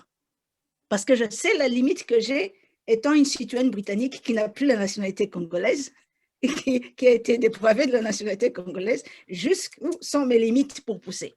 Donc, ceux qui sont au Congo, que vous avez identifiés étant des personnes qui partagent vos idées, c'est auprès d'eux que nous devons pousser et nous devons leur pousser. Mais n'espérez pas que le gouvernement britannique ici, avec tous les problèmes qu'ils ont, ou les gouvernements écossais avec tous les problèmes qu'ils ont, ils vont essayer d'investir pour voir comment régler les problèmes du Congo, du curriculum congolais. Le Congo, son gouvernement et son peuple doivent réveiller cette conscience en disant il y a quelque chose qui ne va pas avec notre système éducationnel, c'est le moment de le corriger. Et moi, en tant que natif du Congo, tout ce que je peux faire, c'est de vous soutenir à 100% et de vous donner des idées. Mais le curriculum, c'est une décision politique. Et c'est ça qui, effectivement, c'est ce que vous dites. Il n'y a pas eu qui que ce soit dans la vie politique du Congo pendant plus de 30 ans qui a regardé à cette question. Voilà pourquoi on est là aujourd'hui. On est dans ce chaos, parce que la décision doit être politique. Voilà, merci beaucoup. Merci beaucoup, Madame Kayembe. J'ai une question de M. Kongolo. Monsieur Kongolo, vous avez la parole. Ça fait longtemps que vous demandez de parler, de poser la question. Encore une fois, je vois que l'hommage est très nourri, très enrichissant. Nous n'avons pas beaucoup de minutes. Je vous accorde encore 15 minutes parce que le temps, c'est le temps. Il y a un temps pour tout. Et nous allons continuer à célébrer. Monsieur Kongolo, vous avez la parole si vous m'entendez. Merci beaucoup. Est-ce que vous m'entendez aussi? Très, très bien. En tout cas, je commence par dire mes félicitations à Madame Kayembe. Excellent parcours. Mon intervention, c'est beaucoup plus pour les systèmes de cotation qui se passent chez nous comparativement à ce qui se passe dans des pays anglophones. Je pense, je vis présentement aux États-Unis et je pense que c'est le même système que ce qui se passe en Angleterre. Les gens qui terminent chez nous à l'université et qui veulent continuer, ils ont généralement des sérieux problèmes pour se faire accepter dans d'autres universités anglophones, surtout à cause des cotations. Quelqu'un qui a terminé avec 60% dans un système américain, c'est considéré comme un faible étudiant. Quelqu'un qui a terminé avec 70%, chez nous, c'est une distinction, mais ici, c'est considéré comme un étudiant pas brillant, parce que ici, quelqu'un qui a distingué, c'est qu'il doit avoir 90%. Alors, je ne sais pas si il serait possible de faire des mécanismes pour valoriser nos systèmes de cotation. Oh, je ne suis pas un technocrate d'éducation, je suis avocat. Ça va être très difficile de répondre à cette question, pour être honnête avec vous. L'idée que vous présentez est très louable et vraiment, même moi, tout au long de mon parcours, j'ai souffert de ça. Vous vous souvenez au début de notre rencontre, avant que nous puissions avoir les premiers problèmes techniques, j'ai dit, je suis allée tout au long de mon parcours en tant qu'un autodidacte, parce qu'ils ne voulaient pas considérer mes quotas du Congo. Ils ne voulaient pas considérer mon université du Congo. Je leur ai prouvé mes capacités avec les échanges que nous avions et je les ai prouvé mes capacités avec les bouts de papier dans lesquels nous écrivons nos rapports. Et je pense que c'est ça qui fait... Quelqu'un a envoyé ce qu'on appelle a warning à quelqu'un qui parlait de moi et il parlait, oh, we're going to have to sit in the table with Deborah Kayembe and we're going to discuss this. Et le monsieur a dit, be careful about what you're asking for. You're asking to speak to Deborah Kayembe. The minute she's just 5 minutes, you're down into the floor. There's nothing else you can say against her because she knows exactly what she's doing. C'est ça le problème. C'est ce que vous êtes capable de présenter devant quelqu'un. Et quand vous avez cet argumentaire, et lorsque la personne écoute votre argumentaire, il dit, il n'a peut-être pas le quota qui est nécessaire pour cette personne, c'est quelque chose. C'est ça qui a fait mon parcours. C'est le fait que j'avais tous mes scores et tous les quotas venant du Congo, mais ils ne voulaient pas les regarder.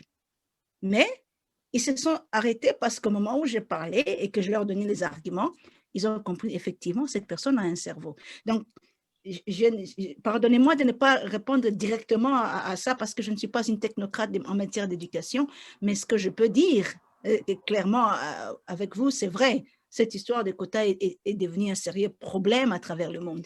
Et voilà pourquoi, et ce n'est pas parce que, et c'est ce que j'aimerais vous dire ici, ce n'est pas parce que c'est, non, c'est à cause du racisme institutionnalisé.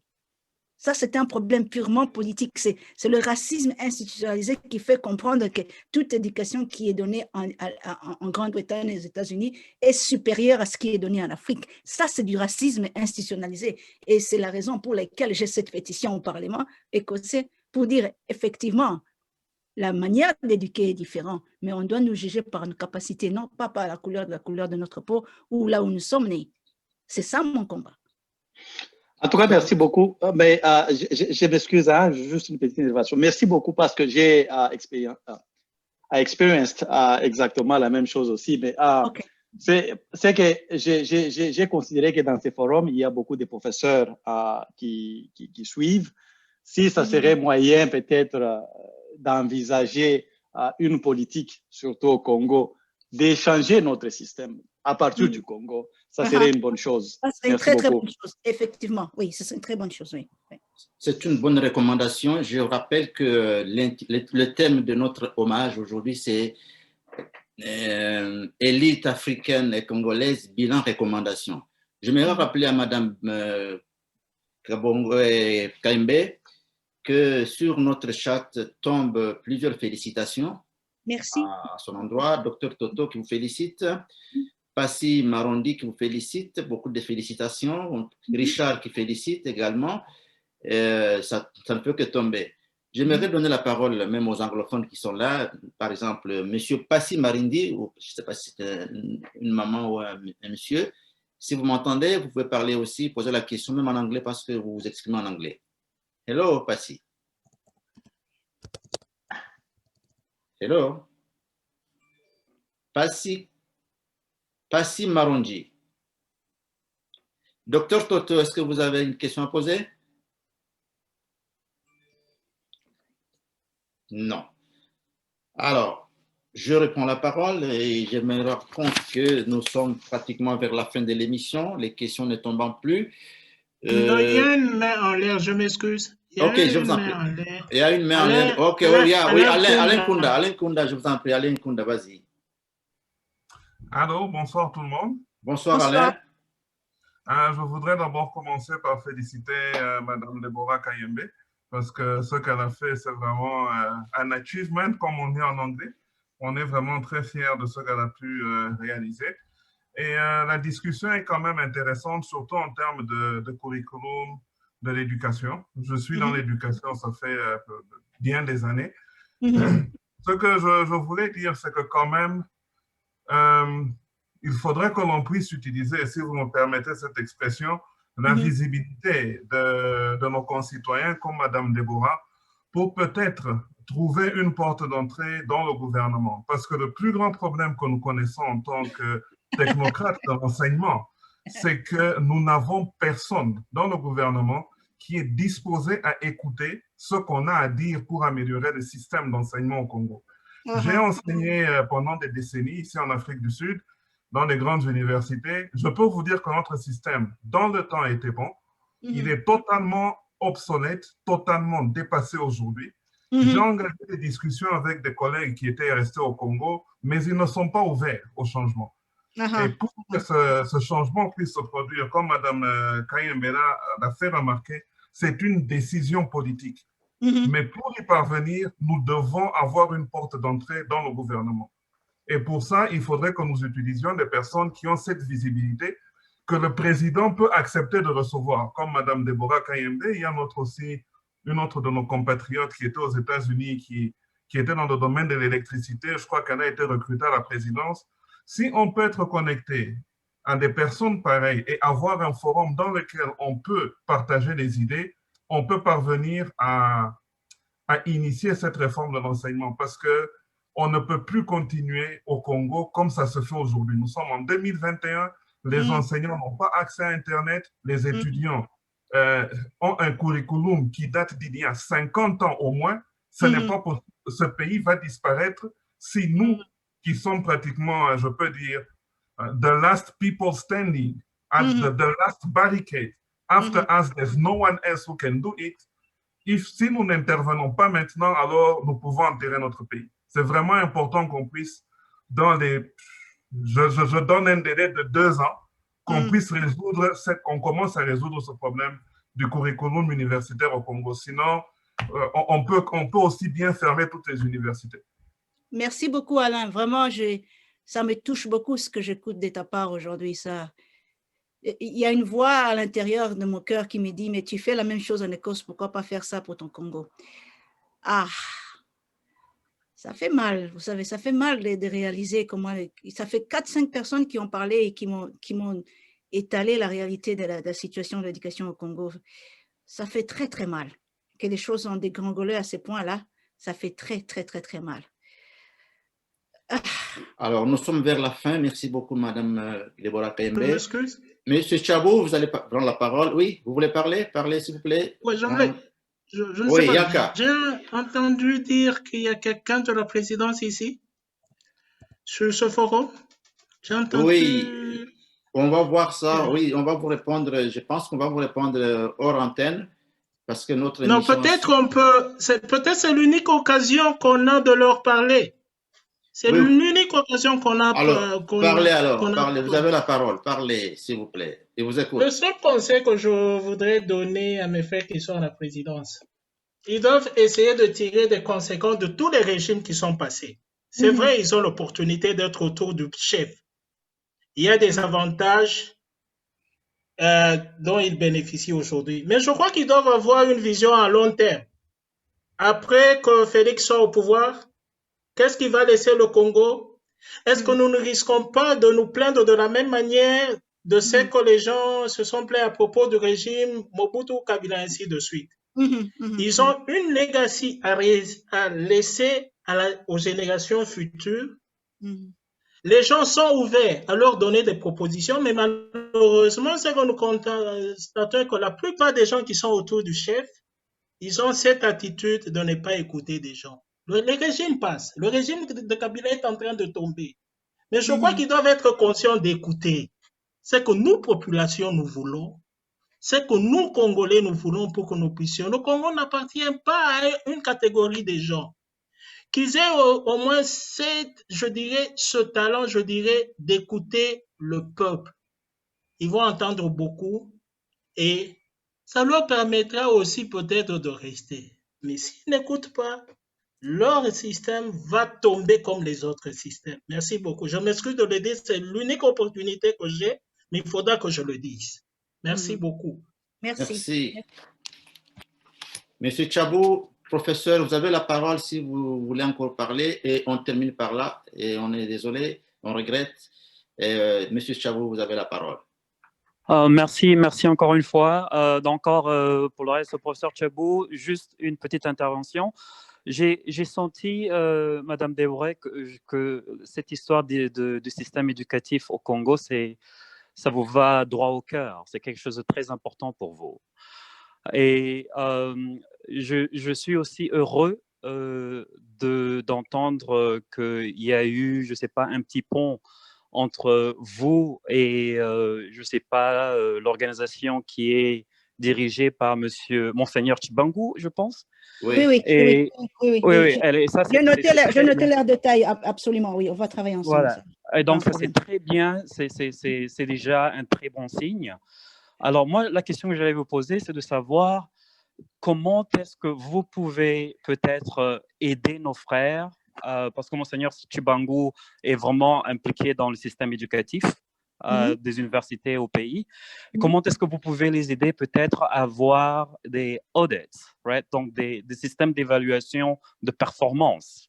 Et ce système d'évaluation de performance doit être à tous les niveaux. Ça veut dire aux étudiants, mais aussi des professeurs. Moi, je suis professeur ici aux États-Unis et je me fais évaluer chaque année. Absolument, oui. Et c'est la seule manière, on va se garantir qu'on a vraiment une classe de professeurs qui répondent présents et positifs aux challenges de l'heure. OK. Je ne sais pas donner cette réponse, mais je suis d'accord avec le principe que vous venez d'expliquer. Je suis tout à fait d'accord avec, parce que c'est le même principe qui m'a dirigé toutes ces années et qui a fait les résultats que j'ai aujourd'hui. J'entre en fonction à l'Université de Nambour le 1er mars. Ouais. Et j'aimerais peut-être avoir le 6 premiers mois à comprendre comment les choses se passent là-bas. Ouais. Sur base de ça, parce que je sais maintenant qu'il y a une structure sérieuse qui existe à Kinshasa, je pourrais initier des choses, mais pas immédiatement, parce que je commence mon induction, I'm starting induction next week, avant de commencer effectivement le 1er mars après la prestation de serment. Mais je suis au courant de ce qui existe déjà. Je garde ça, je ne vais pas laisser passer. Peut-être que c'est une opportunité pour moi pour commencer quelque chose pour le pays. Et je vous remercie tous pour m'avoir présenté ça. Je ne promets rien, mais je vais faire quelque chose. OK? Ouais. Merci. Ouais. Et si d'une manière ou d'une autre aussi, je voulais aussi jeter juste mon nom dans in the basket. S'il y a quelque chose que je peux faire pour aider dans cette démarche-là, pour aider notre système, je suis happy to help. OK. Thank you very much for that. Thank you. Voilà, nous avons les contacts, les professeurs qui sont là, ils connaissent bien le système éducatif international, ils connaissent bien la classification des universités, des instituts secondaires, etc., la PISA, les systèmes de cotation, d'évaluation des écoles, des instituts supérieurs, etc. Vous avez la possibilité d'aider votre pays, vous en avez les compétences, les professeurs Ilou Dikiré qui est là, les professeurs Jean-Claude, toutes les sommités intellectuelles qui sont réunies aujourd'hui autour de cette table virtuelle. Vous êtes vraiment appelés à mettre ensemble vos efforts et conjuguer les efforts en symbiose pour que le pays se mette debout et que la relance soit effective. Alors, je remercie votre participation. Nous avons des correspondants de partout, de Lubumbashi, de Kinshasa, de Namibie, des États-Unis, d'Europe, de France, de Belgique, etc. Ça nous fait plaisir. Nous avons aujourd'hui célébré l'éloge, nous avons fait l'éloge, non pas l'éloge d'une personne, c'est l'éloge d'un symbole. Elle symbolise la victoire et son nom, elle s'appelle Kayembe. Kayembe, ça signifie la victoire. Ka, c'est le Ka égyptien qui est mal traduit par esprit. On pourrait le traduire par souffle, par pouvoir, par puissance. Les Yembe, c'est pas la chanson, c'est la célébration. Koyemba, Kwimba. En Égypte pharaonique, Kwimba, Koyemba, ça signifie la célébration de la victoire. Et la victoire que nous célébrons aujourd'hui, c'est la victoire de la vie. La fameuse vie qu'on appelle Hank. Et donc, ici, nous avons notre Hank qui est là, qui fait l'honneur de l'Afrique en ce mois des Noirs que nous célébrons. Et ça tombe bien avec le début du mois de février que notre sœur soit élevée au rang de rectrice comme 54e recteur ou rectrice, recteur de l'Université d'Édimbourg. C'est une première en 4 siècles. Je voudrais terminer par là. J'ai eu la fierté de partager, de vous écouter. Et je célèbre cet alignement de notre sœur qui s'est bien implantée, installée en Écosse. Encore une fois, l'Écosse, on a commencé par poser la question du parcours de notre sœur de Kinshasa à Édimbourg, de Congo en Écosse. Pour nous qui lisons l'histoire, nous voyons l'alignement, vraiment la concordance des étoiles, des astres. Parce que l'Écosse, c'est Scotia. L'Écosse doit son nom à une reine égyptienne qui s'appelle Scotia. Oui. Donc, tu es chez toi, vous êtes chez vous.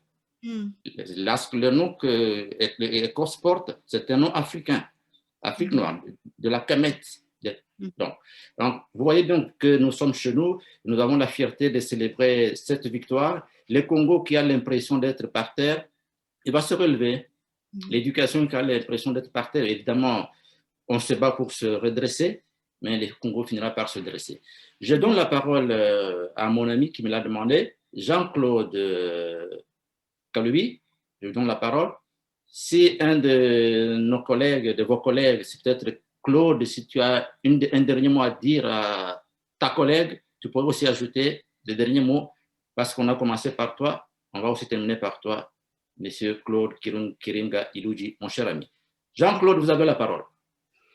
Oui, je voudrais, comme dernier mot, dire merci à Madame Deborah Kayembe pour ce parcours, comme tu viens de le rappeler, Charles, pour le symbole, évidemment, mais aussi pour cette énergie transmise à l'assistance, en toute simplicité, en répondant à toutes les questions, puis en prenant la peine de rappeler à tout le monde que les résultats dépendent de l'apport de chacun.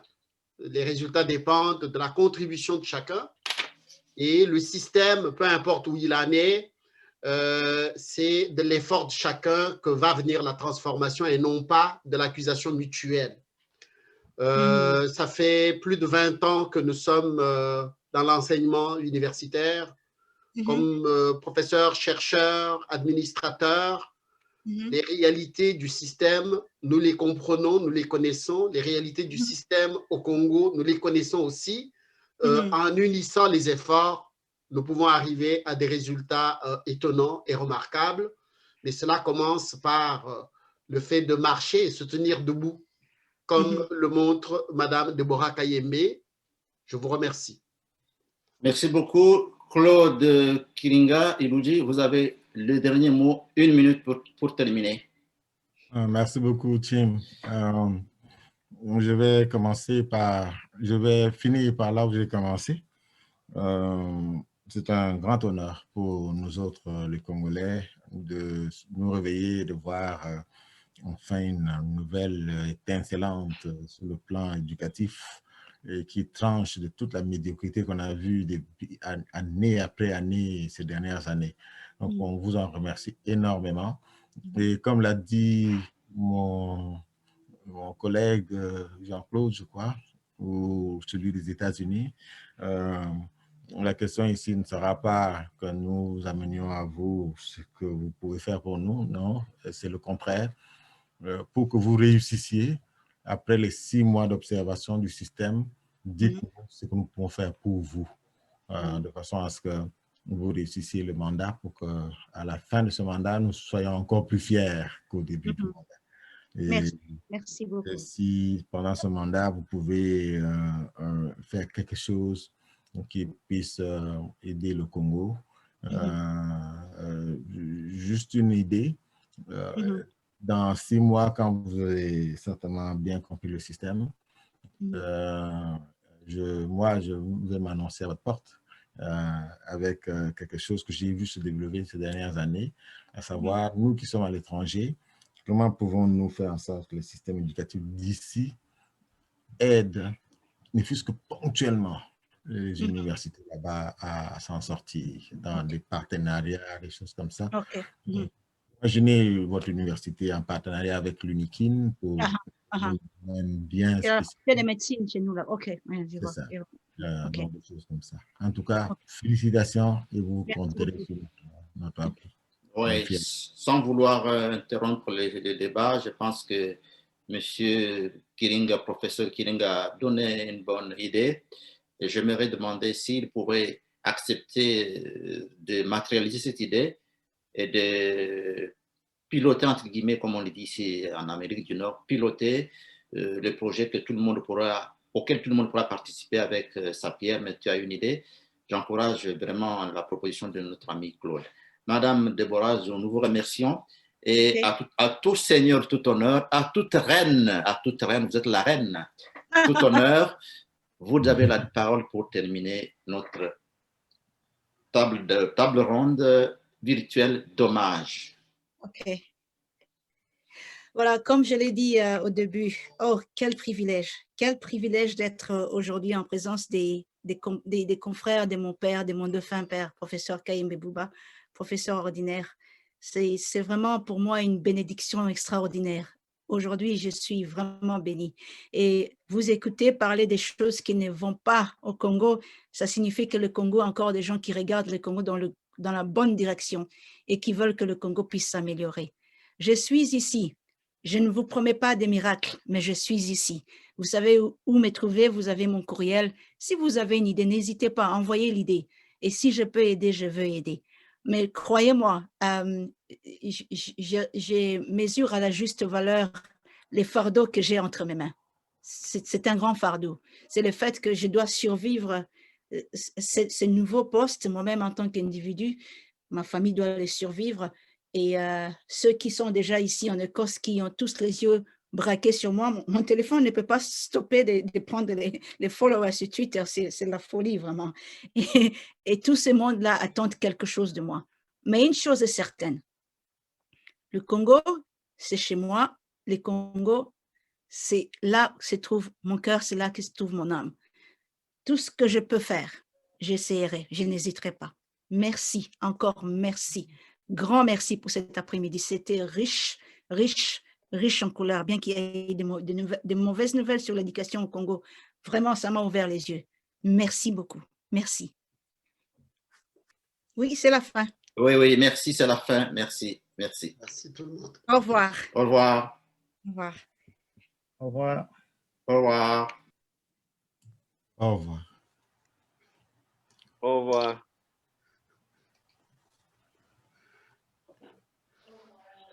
Y a-t-il possibilité de commencer à informer les gens bien avant? Parce que nous ici, la plupart ont été pris de court. Ouais. Nous qui sommes loin du Canada. Oui, on aura 2 nouveaux forums le samedi 16 et le samedi 20. On fera un effort pour envoyer les invitations bien avant. Merci beaucoup. Pardon, pour nous qui sommes à l'extérieur, comment est-ce qu'on saura?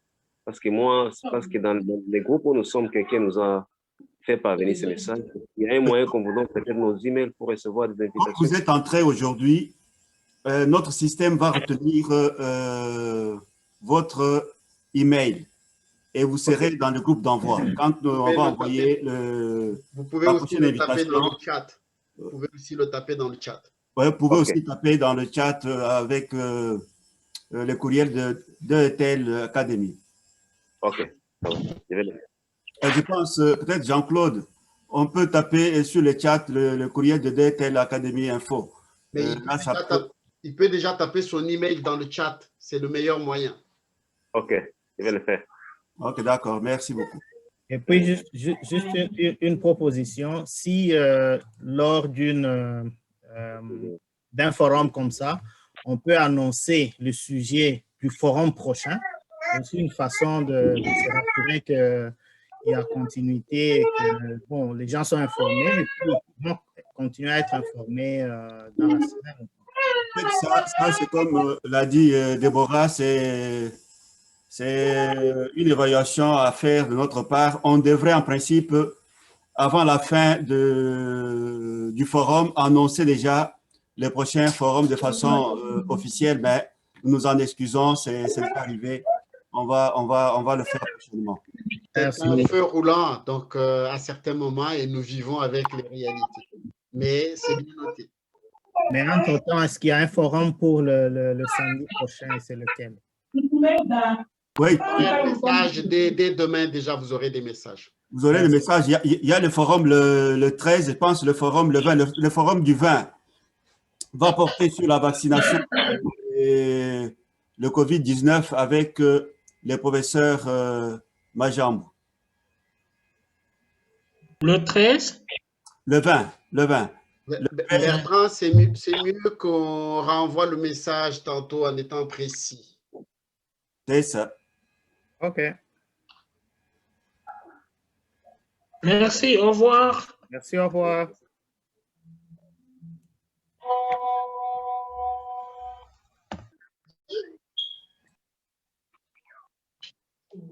Partout dans le monde.